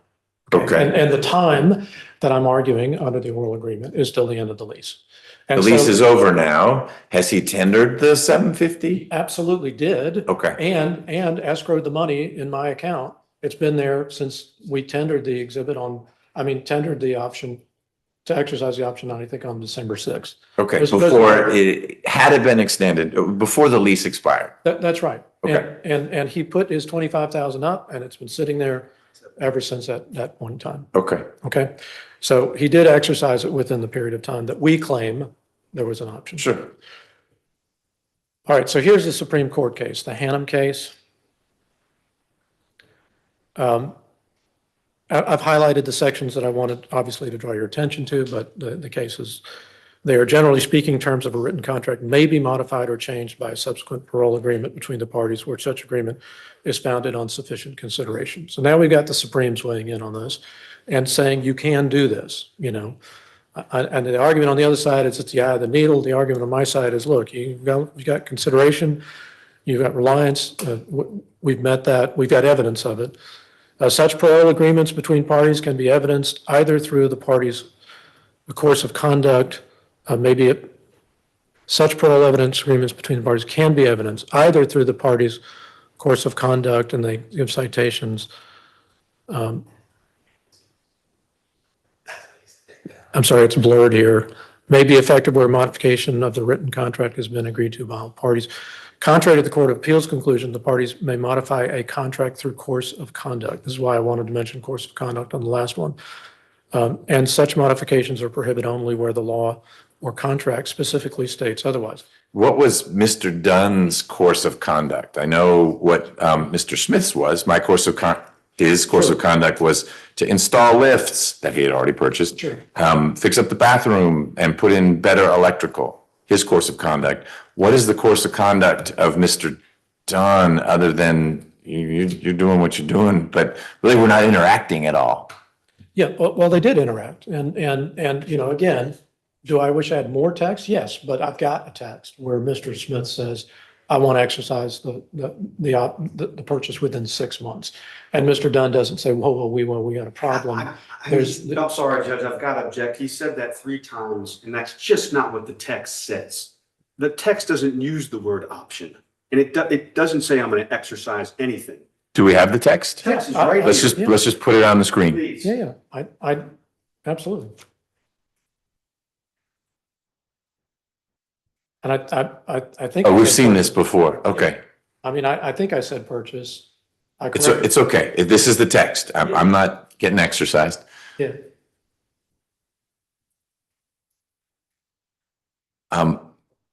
Is there the whole text? Yeah, there's nothing other than that, other than holiday. What is he agreement. taking care of? Paying his rent. Okay, I will take care. Was he behind in rent? From time to time he was. Okay. Although it was always accepted. Got it. And here he's saying, look, I may have fallen behind. That's maybe what he's taking care of. I'm going to send enough to cover the next 6 months. I'm going to put a big chunk of money in your pocketbook because my goal is to execute the purchase within that time frame. He doesn't use the O word, but what else is he talking about? I'm going to buy this thing, not meaning the lifts, but the property. I'm going to buy it from you. That's right. And this is the one to which Mr. Dunn says basically Merry Christmas or Happy Holidays. That's right. And then I've given you case law that says that, silence can be sufficient to express the course of conduct. If I could, let me get back to that Supreme Court case. Is that all right? Yeah. Okay.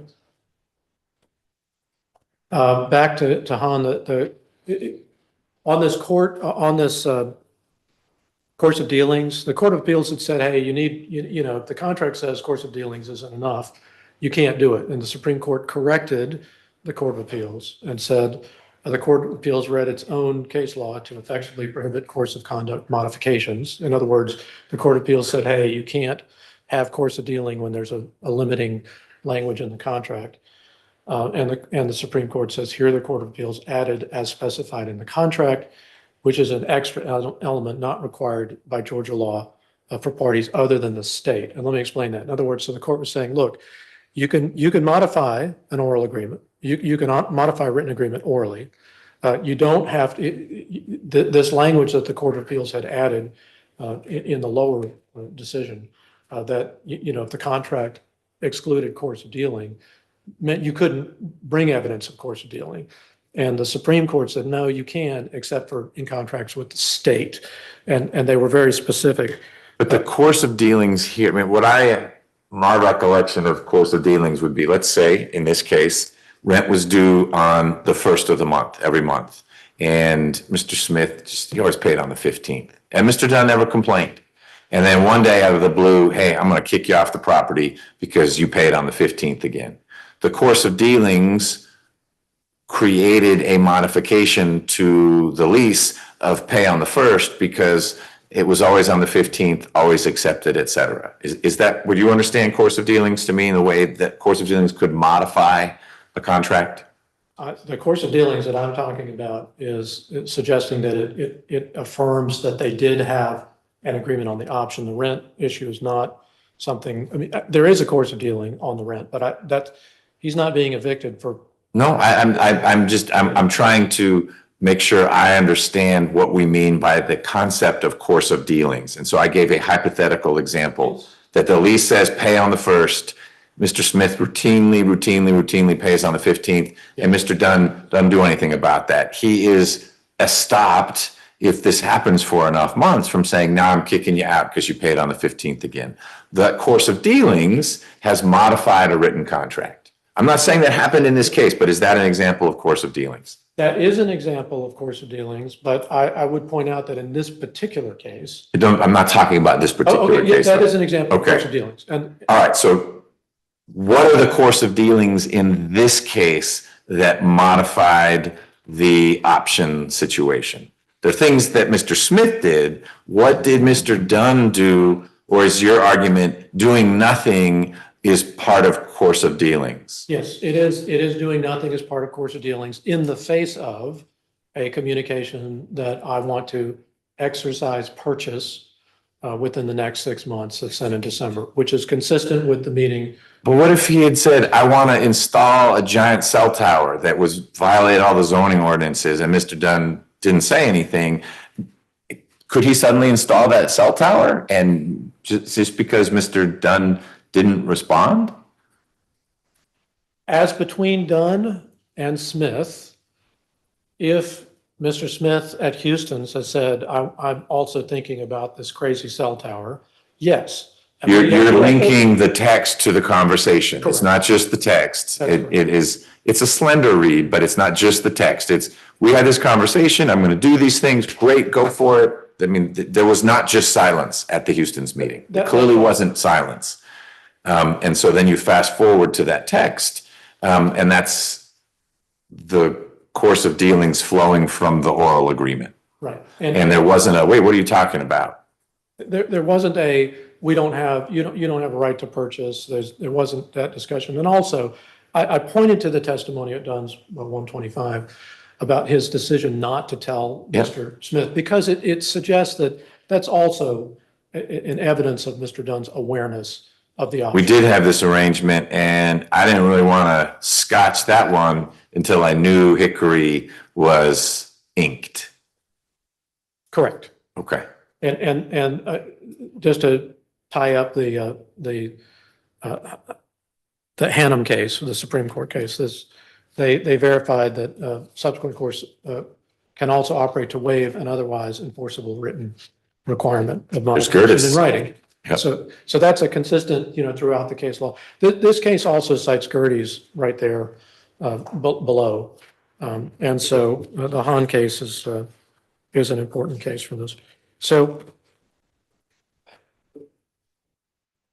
in sum, I would urge the court to look carefully at the many pages of testimony in the 112 to 117-18 range of Mr. Smith's testimony, which is also illuminated in our statement of material facts, where he goes through every point that he intends to get. I want to do, I'm going to put in lifts. I'm going to improve the bathroom. I'm going to, he's going to have to do electrical work related to that. He also said, I want to build an extension of the building. And he's very specific in saying that Mr. Dunn said, yes, you can do all that, and I will give you the extension. And I would suggest that there's a bargaining there. You can't just say, I mean, you can't turn that into a gift because it is a gift to some extent to Dunn as well. It's going to improve the property. And I've got testimony from Mr. Smith that it did improve the value of the property.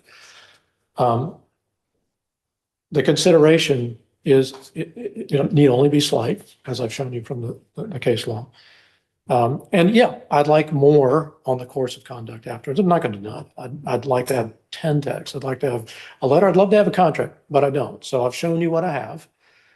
And my argument is simply that at this stage of the case, we have presented enough evidence to present a material question, a genuine issue of material fact about what was agreed to, what was waived, and whether Mr. Dunn breached that, and whether Mr. Smith is entitled to assert promissory estoppel to enforce it. So. All right. While you're standing there,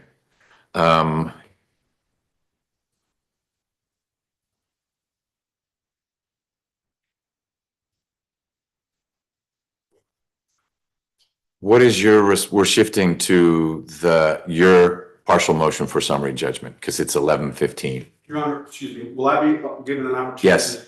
Thank you.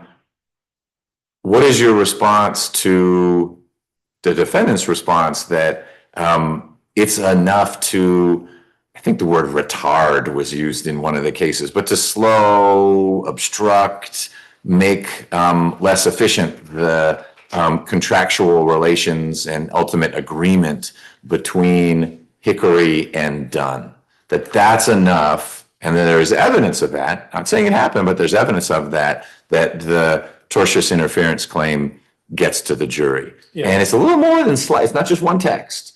It was pointing to different, you're showing up in these offices, making Hickory a little nervous, and maybe they walk that back, maybe they don't. And maybe the way they walked it back is a conflict in their testimony, but it still gets to the jury. There's the bad things will happen to you. I'm going to not let people come inspect, or it's more than one text to which no response was sent. And you're arguing to me, that's enough to create a question for the jury. How is there not enough to create a question for the jury whether Mr. Smith's actions retarded the contractual interactions, efforts to seal the deal between Hickory and Dunn? Yeah. To me, that's what it boils down to. Yeah, no, listen, I get that. I'm not gonna lie. You know, I thought the same thing. I'm gonna come in here and argue. I've got just a little bit of evidence and it's enough to get me to a jury. And then I want to argue that theirs is not enough. I recognize that. And I will tell you, I do think that the case law puts some sort of standards on what that conduct needs to be in a tortious interference case. And I'm prepared to walk you through it and the case law. And I'll cut to the chase on it because you clearly have a grasp on what the factual arguments are. But I want to be clear, I'm not saying they're compelling, not compelling. That's not my evaluation here. In the same way, I could give you my thoughts about how compelling not responding to a text is, sure, but not my role. That's the role ultimately of 12 jurors or me, however you guys decide this goes forward, if it goes forward. So what is your response? Okay. So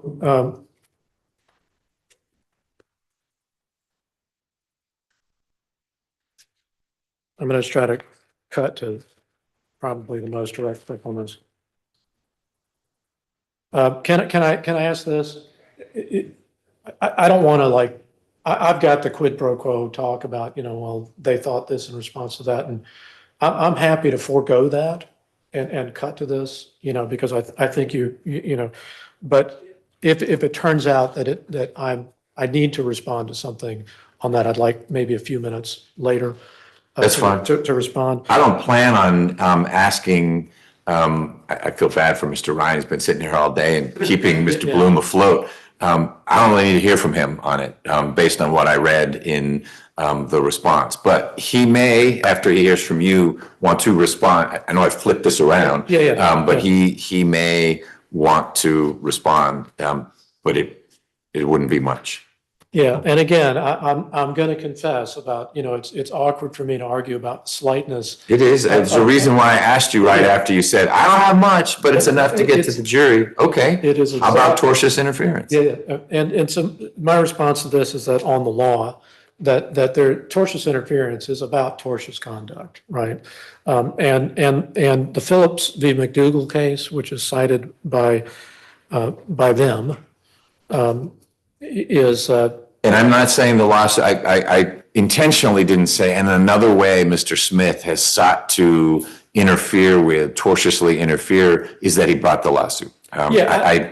Maybe that gets weighed, but that's not what I'm weighing when I think, is there slight evidence to get something to a jury? And so you can keep going, but if all that happened in this situation was Mr. Smith filed a lawsuit to pursue what he thinks were his equitable rights, et cetera, and his perceived mistreatment by Mr. Dunn, then we'd have a lot more to talk about whether that's a valid claim to bring the tortious interference. Yeah, no, I get your point. And, Okay. One thing that I would point out is that the complaint is filed by the time the visit to HREP happens. There's some argument that,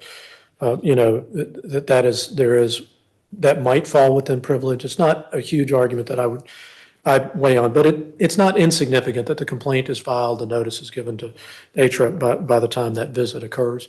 But what I would ask the court to focus on is when you're looking at the alleged conversation on the 29th of September, when he says bad things are going to happen, that Costin has acknowledged that he wasn't saying bad things happen to us, just that bad things would happen. And he says in that conversation, there were three grown guys. I mean, I had a picture of one of them as a big, running back, with Mercer. They were not intimidated.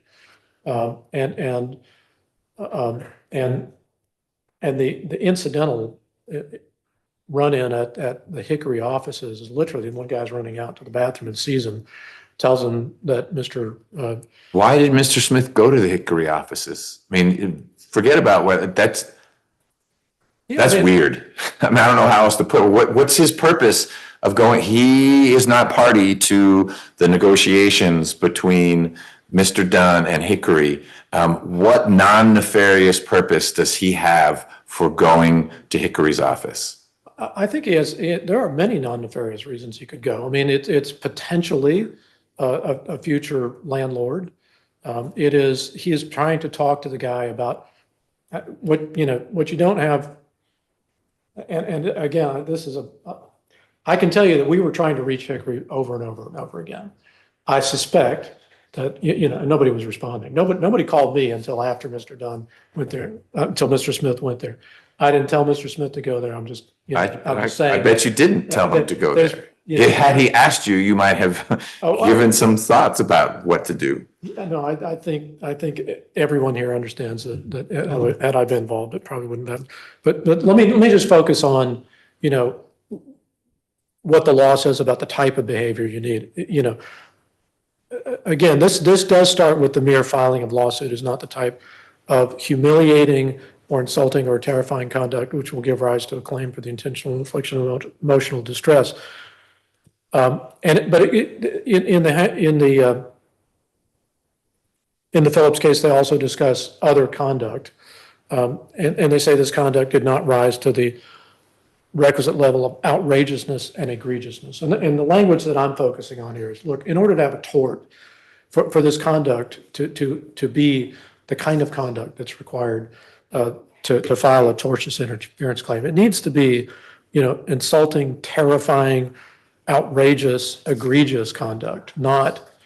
You're saying this will be a new learning for me, that the interference has to basically rise to this level of outrageousness. I thought the tort was interfering to such a degree that it becomes a tort, which is why it's an adjective.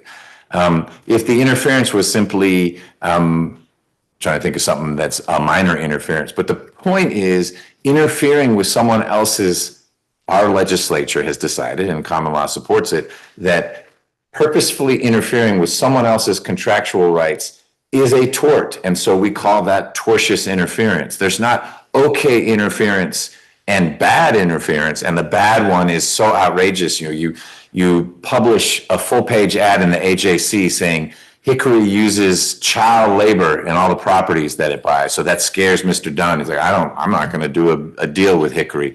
And that was false. And Mr. Smith did that to ruin that deal. That would be outrageous.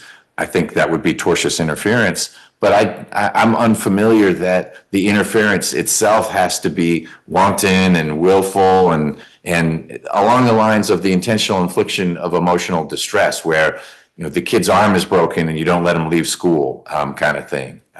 That's the only kind of interference that could give rise to that kind of claim. I'm always cautious in saying, in disagreeing with you on this, but I do think that the law is that there is a case on this point, which is the Kinson case, Kinson of Georgia Inc. versus Hickory, and the elements are laid out that include that the defendant acted purposefully and with malice and the intent to injure. So there is an intentionality and a malicious portion of this.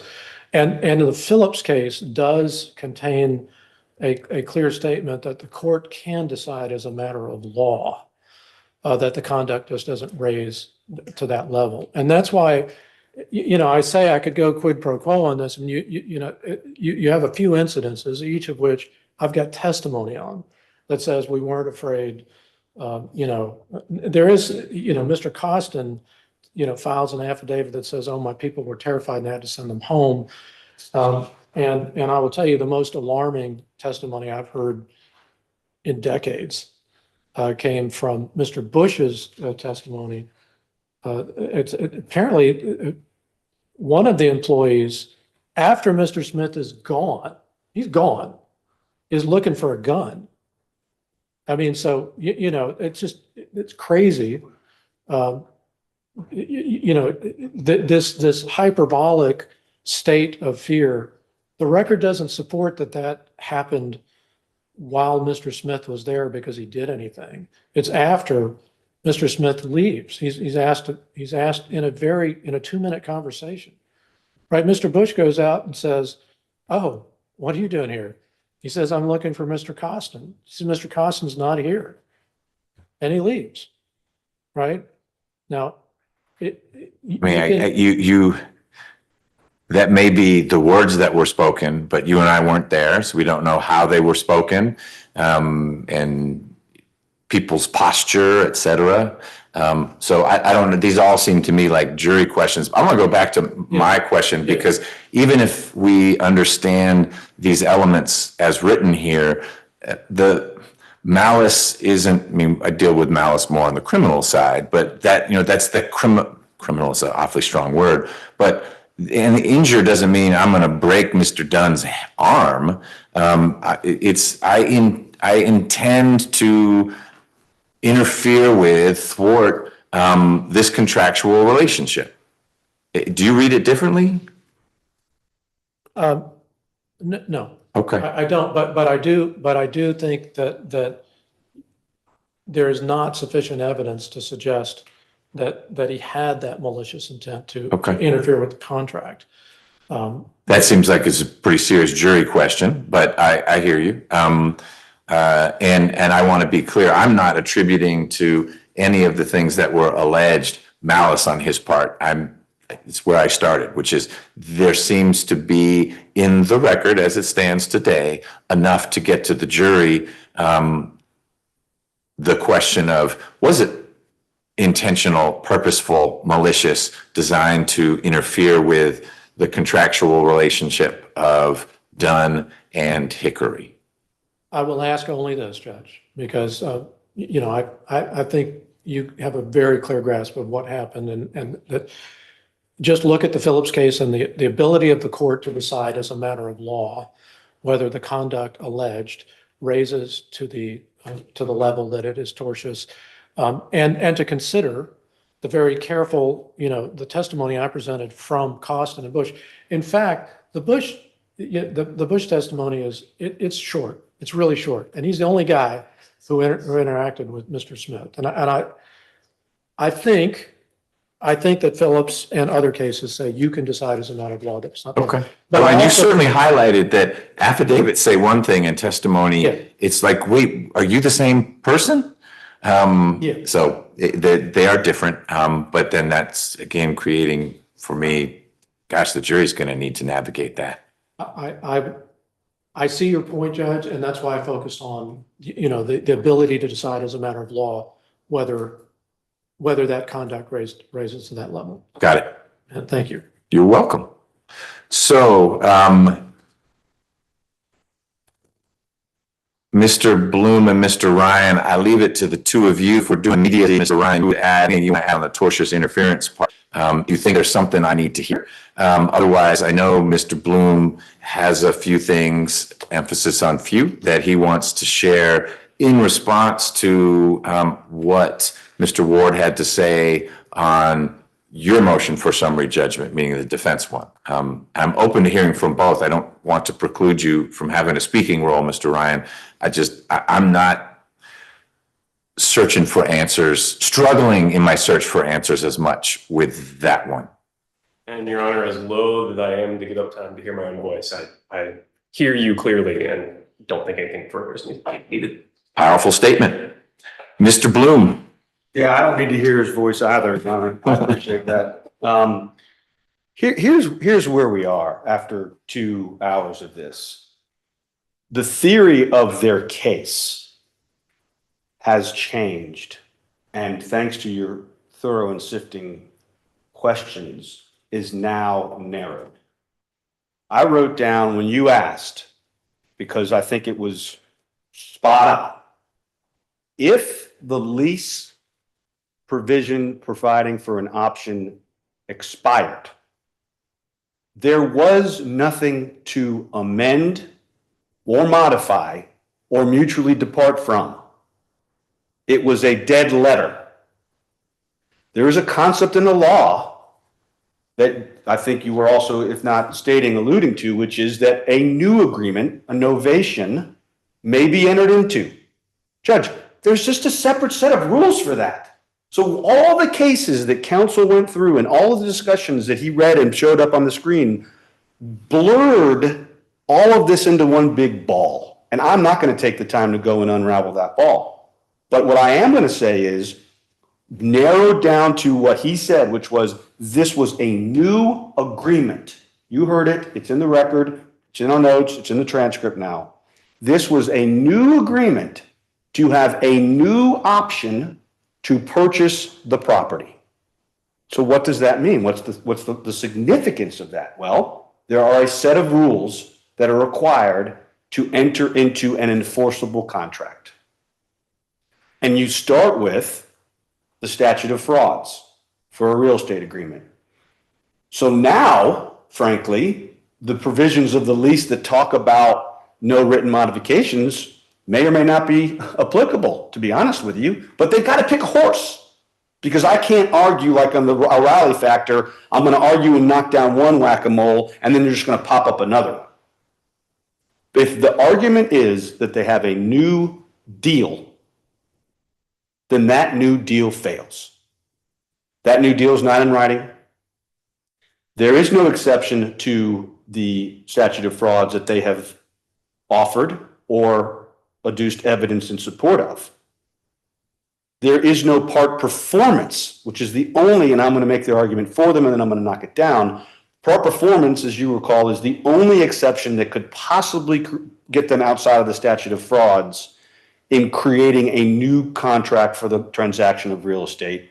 And there was no part performance here because there was no tendering of any money. There was no entering into a purchase agreement as the old option required.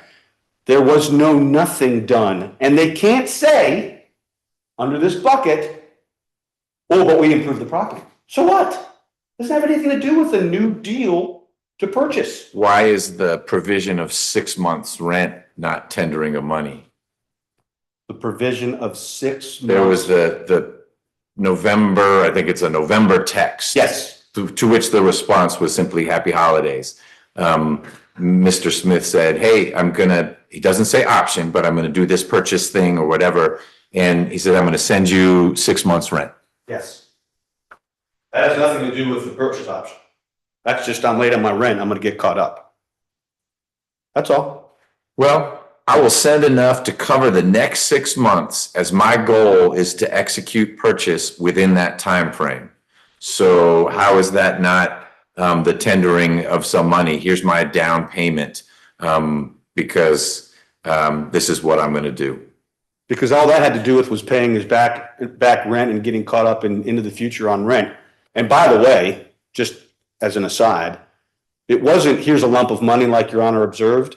The practice, and actually the practice was, here are 6 checks signed with the rental amount. Landlord, you have them all. Please only deposit 1 per month. Got it. Just so you know. Okay, so you check in hand, but the February one is not, please don't do anything with it till February. Correct, correct. But I want to hit your question head on, because that's not performance of an option. But here's the best point, Judge. We don't even know what part performance is, because we don't know what the terms of the option agreement are. So they can't even get to a part performance exception to the statute of frauds, because there's no discussion of what the terms of the new option are. Why? Because it's a new option as opposed to, okay. And so saying I need it extended, which is, I get it, late terms, and even if Dunn said, okay, I'll extend it. If it's a new agreement, then it's a carte blanche. It's a completely blank slate. And it goes back to my argument, I hadn't heard theirs yet, when I made on you cannot possibly have a new enforceable oral agreement without an explicit agreement as to the essential terms. First day of contracts in law school. First day. It took me years to understand what the professor was talking about when he was talking about consideration. I mean, I had no idea what it meant. I now do, but you must have the basics agreed upon. And the undisputed record from Mr. Smith's own testimony is that at the Houston's lunch, they didn't talk about the terms. There were no terms as to closing date, payment plan, and guess what? How about the most important one? Price. There's no discussion of price. How can you have a new option agreement when you haven't even agreed upon the price? That, they've said it themselves, Judge. He took the position in judicio, I think is the term, that their argument is that there was a new deal agreed upon. So before you dive too further into that. Yes. That's not exactly how I heard Mr. Ward. I heard Mr. Ward saying, well, should you decide, Judge, that the way to read Section 37 is that the option had expired, and so it's not an extension. You don't extend something beyond its expiration. I mean, you can, but it's wrong to call it an extension because it already expired. I didn't hear Mr. Ward abandoning the claim that everyone was traveling under paragraph 37. Because of its murkiness, it wasn't clear that it had expired, that Mr. Smith was simply saying, hey, I'm planning on exercising this, and so I'm going to do these things. And I don't want to have a back and forth with you because I'm not advocating in one direction or the other, but I didn't take from Mr. Ward's presentation, now that you've pointed out what's in Section 37, I am now abandoning any claim that it was an extension of the terms of 37, but he was arguing in the alternative, it could be that it was just a new agreement. But insofar as that is his argument, I agree with you that it would be doomed ab initio, because just with price, just full stop right there. Which is it, the 750? Is it the 770? A new agreement would need new terms. The terms might be identical to the old agreement, but it would still need its terms. And that clearly wasn't discussed. So Same page. if the argument is, oh, no, it's not an extension, it was a new agreement, then I agree with the concerns you raised. And that's all. And on that, I would encourage you, Your Honor, we can find the transcript when Mariah's done with it, where he said it's a new agreement. That's what I wrote, that's what I wrote down, because this has been changing. This has been a game of whack-a-mole, and that's just what, sometimes you got to do when you're in that chair and you're swimming upstream against a document. I get it. The point is, whether it's a new agreement or not, if it's a new agreement, it's dead, for sure. 37, which I've handed you, just a nice cheat sheet to give you all the key lease provisions in the same place. I should have handed it out in the beginning, but you convinced me you knew the record cold, so I didn't give you the cheat sheet. There's only one way to read 37, and that is that this option, you can buy it on the magic day of March 2022 or before. There's nothing that can be read into that says it exists afterwards. And for 6 months, it sat fallow. It was dead. It was a dead letter. It was gone. They have the Houston's lunch. The only thing they could have done at the Houston's lunch He's come up with a new option to purchase. is to come up with a new deal. So all of this is really important. All of this case law about mutual departure and modification by oral agreement and course of conduct is gone and dead because the option expired on its own terms. There's nothing to modify or renew at that point.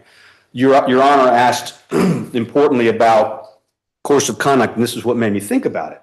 All of that stuff, mutual departure by course of conduct, oral modification of a written agreement by course of conduct, is what you said. It's the term says the rent's due on the 1st, but you always give it to us on the 15th, and we always accept it. That is the quintessential mutual departure example. That's it. Same for loan payments, all the same. There's no evidence of that here. And you also were right on target in focusing on what did Dunn do? What did Dunn do to either agree to a new deal, mutually depart, waive the written or the writing requirement? And the only thing that they have is that text I sent you. I just gave you. The only thing it says is, I'm going to give you 6 months of rent, and I intend to execute the purchase in the next 6 months. Remember, Judge, Mr. Smith, with respect, has been saying he's going to buy this property since they signed the lease in January of 2021. So it was nice to have that December 2021 text that counsel provided, because it just shows that, yeah, he wanted to buy the property. Nobody disputes that. And that's all this text says, is I'm going to buy the property. Okay. What was there to say? It cannot under any scenario be construed to mean that, hey, you remember that option agreement that expired now 8 months ago? Well, I still think it's in force, and I think your agreement to extend it's still in force. There wasn't that. Or remember that writing requirement in the lease that requires any modification be made in writing? I don't think that's in force either. But if he had said that and Dunn said nothing, well, now I've got a problem. Now Bloom's got a problem. That's not what it says. So counsel was candid about this. All he's got as to what consideration, or I should say what conduct constituted a waiver of the writing requirement, is in the failure to say of anything in response to, I'm going to buy this in 6 months. And that simply doesn't speak to the waiver of the writing requirement.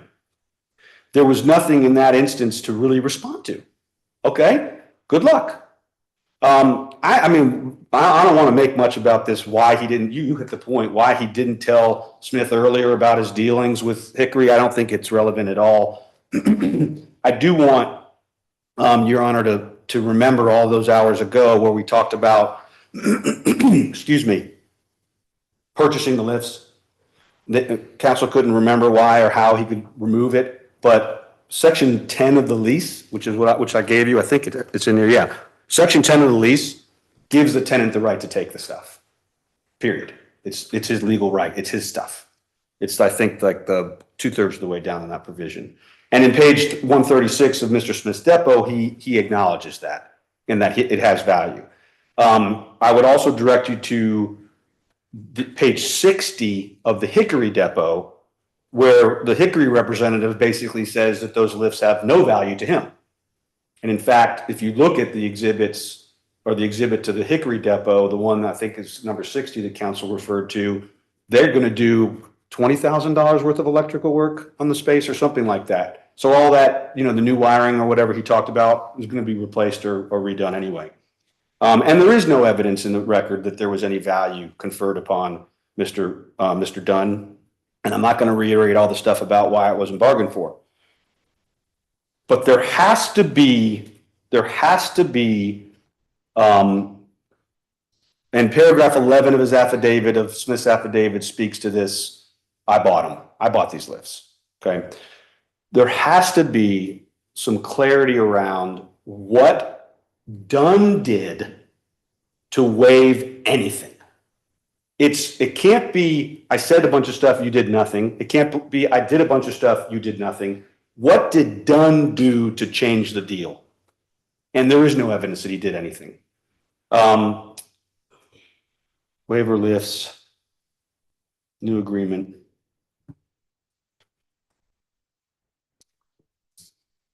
I have one more thing to give you and then one more thing to say. This is my other cheat sheet for you.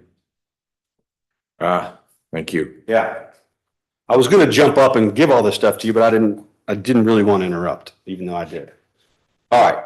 Last kind of factual piece, just so that you have it rounded out. This does relate to the December 2023 recorded phone call after counsel has been retained by Mr. Smith, by the way.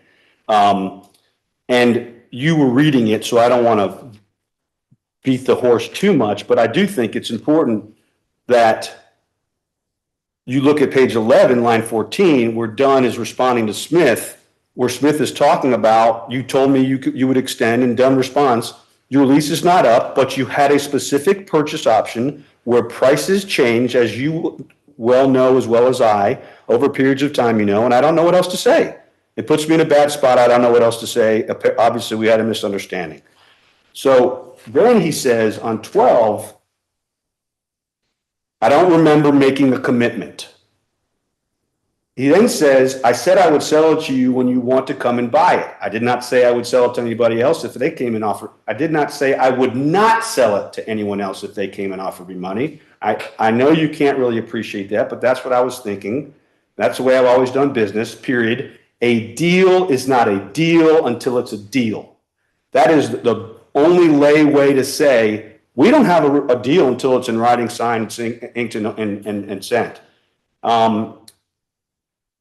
And then I would suggest on the page 13, line 13, well, I'm sorry if you understood it that way. At times, Dunn, have rented buildings and I wanted to buy them and the owner would not sell them. He didn't want to sell them, right? That's the way it works. They never want to sell it. But I told you if you ever wanted to buy it, I would sell it to you. That was what I was saying. Not that you had the right forever to do it. So Dunn is actually making this distinction. And I think it's the distinction that Your Honor seized on, which is everything's for sale, right? You come to me and offer me $2 million and I'll sell you the property. You offer me $1 more than Hickory, I might sell you the property. But you don't have a right to buy the property at a fixed price that was set in January of 2021. And that's where the rubber meets the road. I'm sorry for Mr. Smith's business not going well. Certainly, now that he knows how much one buyer is willing to pay for this property, and he's successful here, that's a nice payday now, isn't it? Thank you very much for your time. You're welcome. I feel like we've covered everything. Mr. Ward, is there anything procedurally you think we still have? Not procedurally, no. Okay. I will take these under advisement. If I have questions, even if it's just for one side, those will be sent to both sides. And if I think a particular outcome is clear, I may delegate the task of preparing a draft order to the side that I think has the stronger argument. That draft will be circulated to the other side, not to say, no, that's the wrong answer, but just to make sure that there aren't miscitations to the record, et cetera. But but otherwise we'll keep things in-house. And it may be that we have to reconvene soon because of one thing you mentioned about becoming a tenant at will. If there are things that are urgent that need my attention, certainly file them, but also let Ms. Niles know, because just getting something in the docket, even if it says red alert on it, we don't have a light that goes on in chambers saying it was a red alert. So if it's time sensitive, get a file, courtesy copy to Ms. Niles saying, here's why it's time sensitive. And then we'll get on a Zoom, we'll get you in court, whatever we need to do. If there is a need to maintain the status quo until we get through this. Okay? Okay. All right. Thank you, everyone, for your time. Thank you, Your Honor. Thank you. Your Honor. Yeah, me too. It's good to see you. You too. You too. You're welcome. Good day. Definitely You makes too. it work for a little.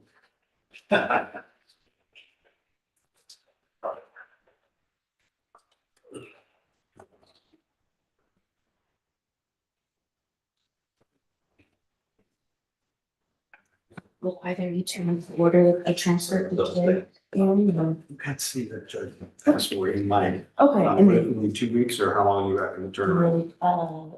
in the 12 business Okay. days, but if you need an expedite, just let him email. Okay. And they'll comment for you. Thank you. And then you have my card so soon as well. Absolutely. All right. Yeah. Take care of your team. Thank you, Mark. Thank you. Thanks, Judge. You're welcome.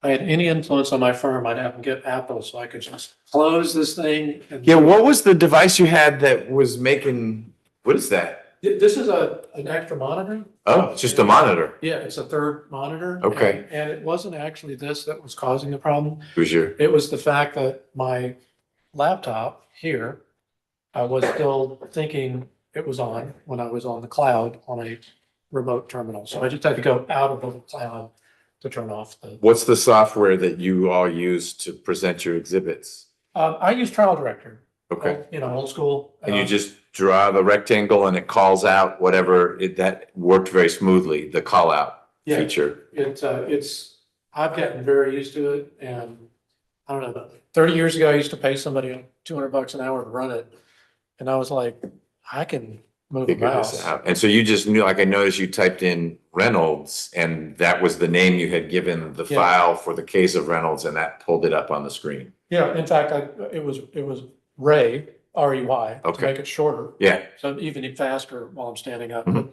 That's the key, is to get really short File names. names. Because Yeah. otherwise you're up there. Yeah. Right. Or Reynolds v. nervous, Smith. Simon's the- kicking your ass.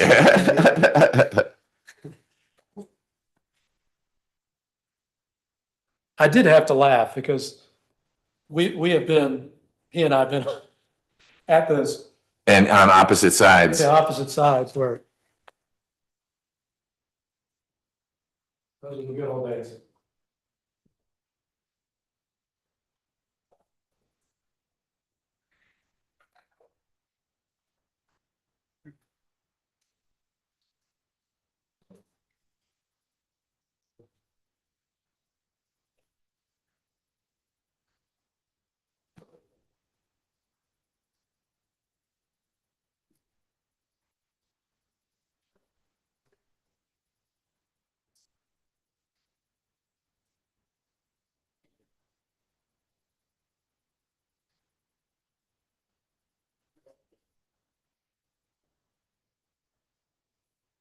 All right, these are both your power cords. All right. More importantly, they're Charles and. I gotta say, it's like, well, You gotta think. I am the keeper. I'll get in a lot of trouble.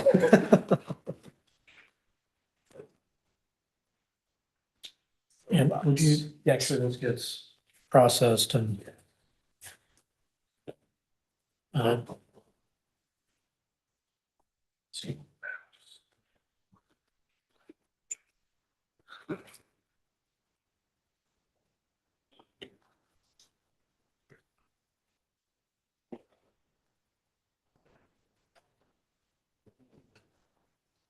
okay.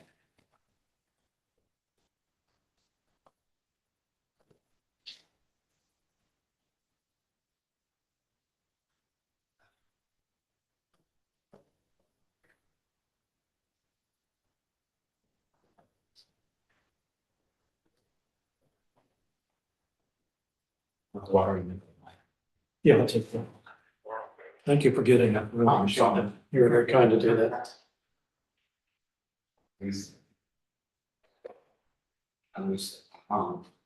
I serve in the past on Sundays, so I gotta crawl, get all the things that.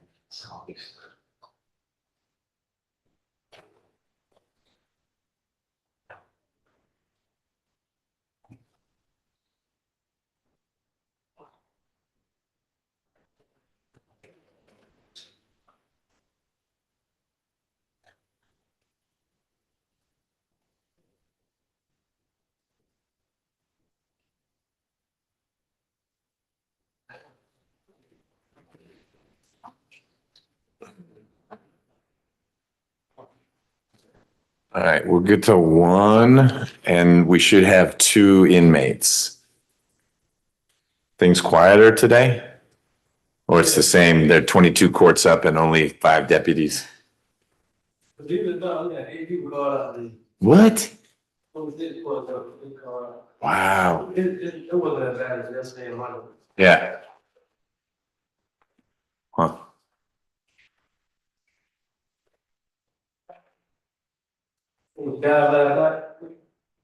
You are, I was watching, I was listening a little bit and then Roscoe was watching and he said, Steph pulled his hammy. Well, tweet it. That's different. Yeah. Did he come back in or that was it? It's still on. Yeah. And the other 21 thing came back and won last minute. That's like the second game they done did that down 2 again. Yeah. Cleveland is. I love it.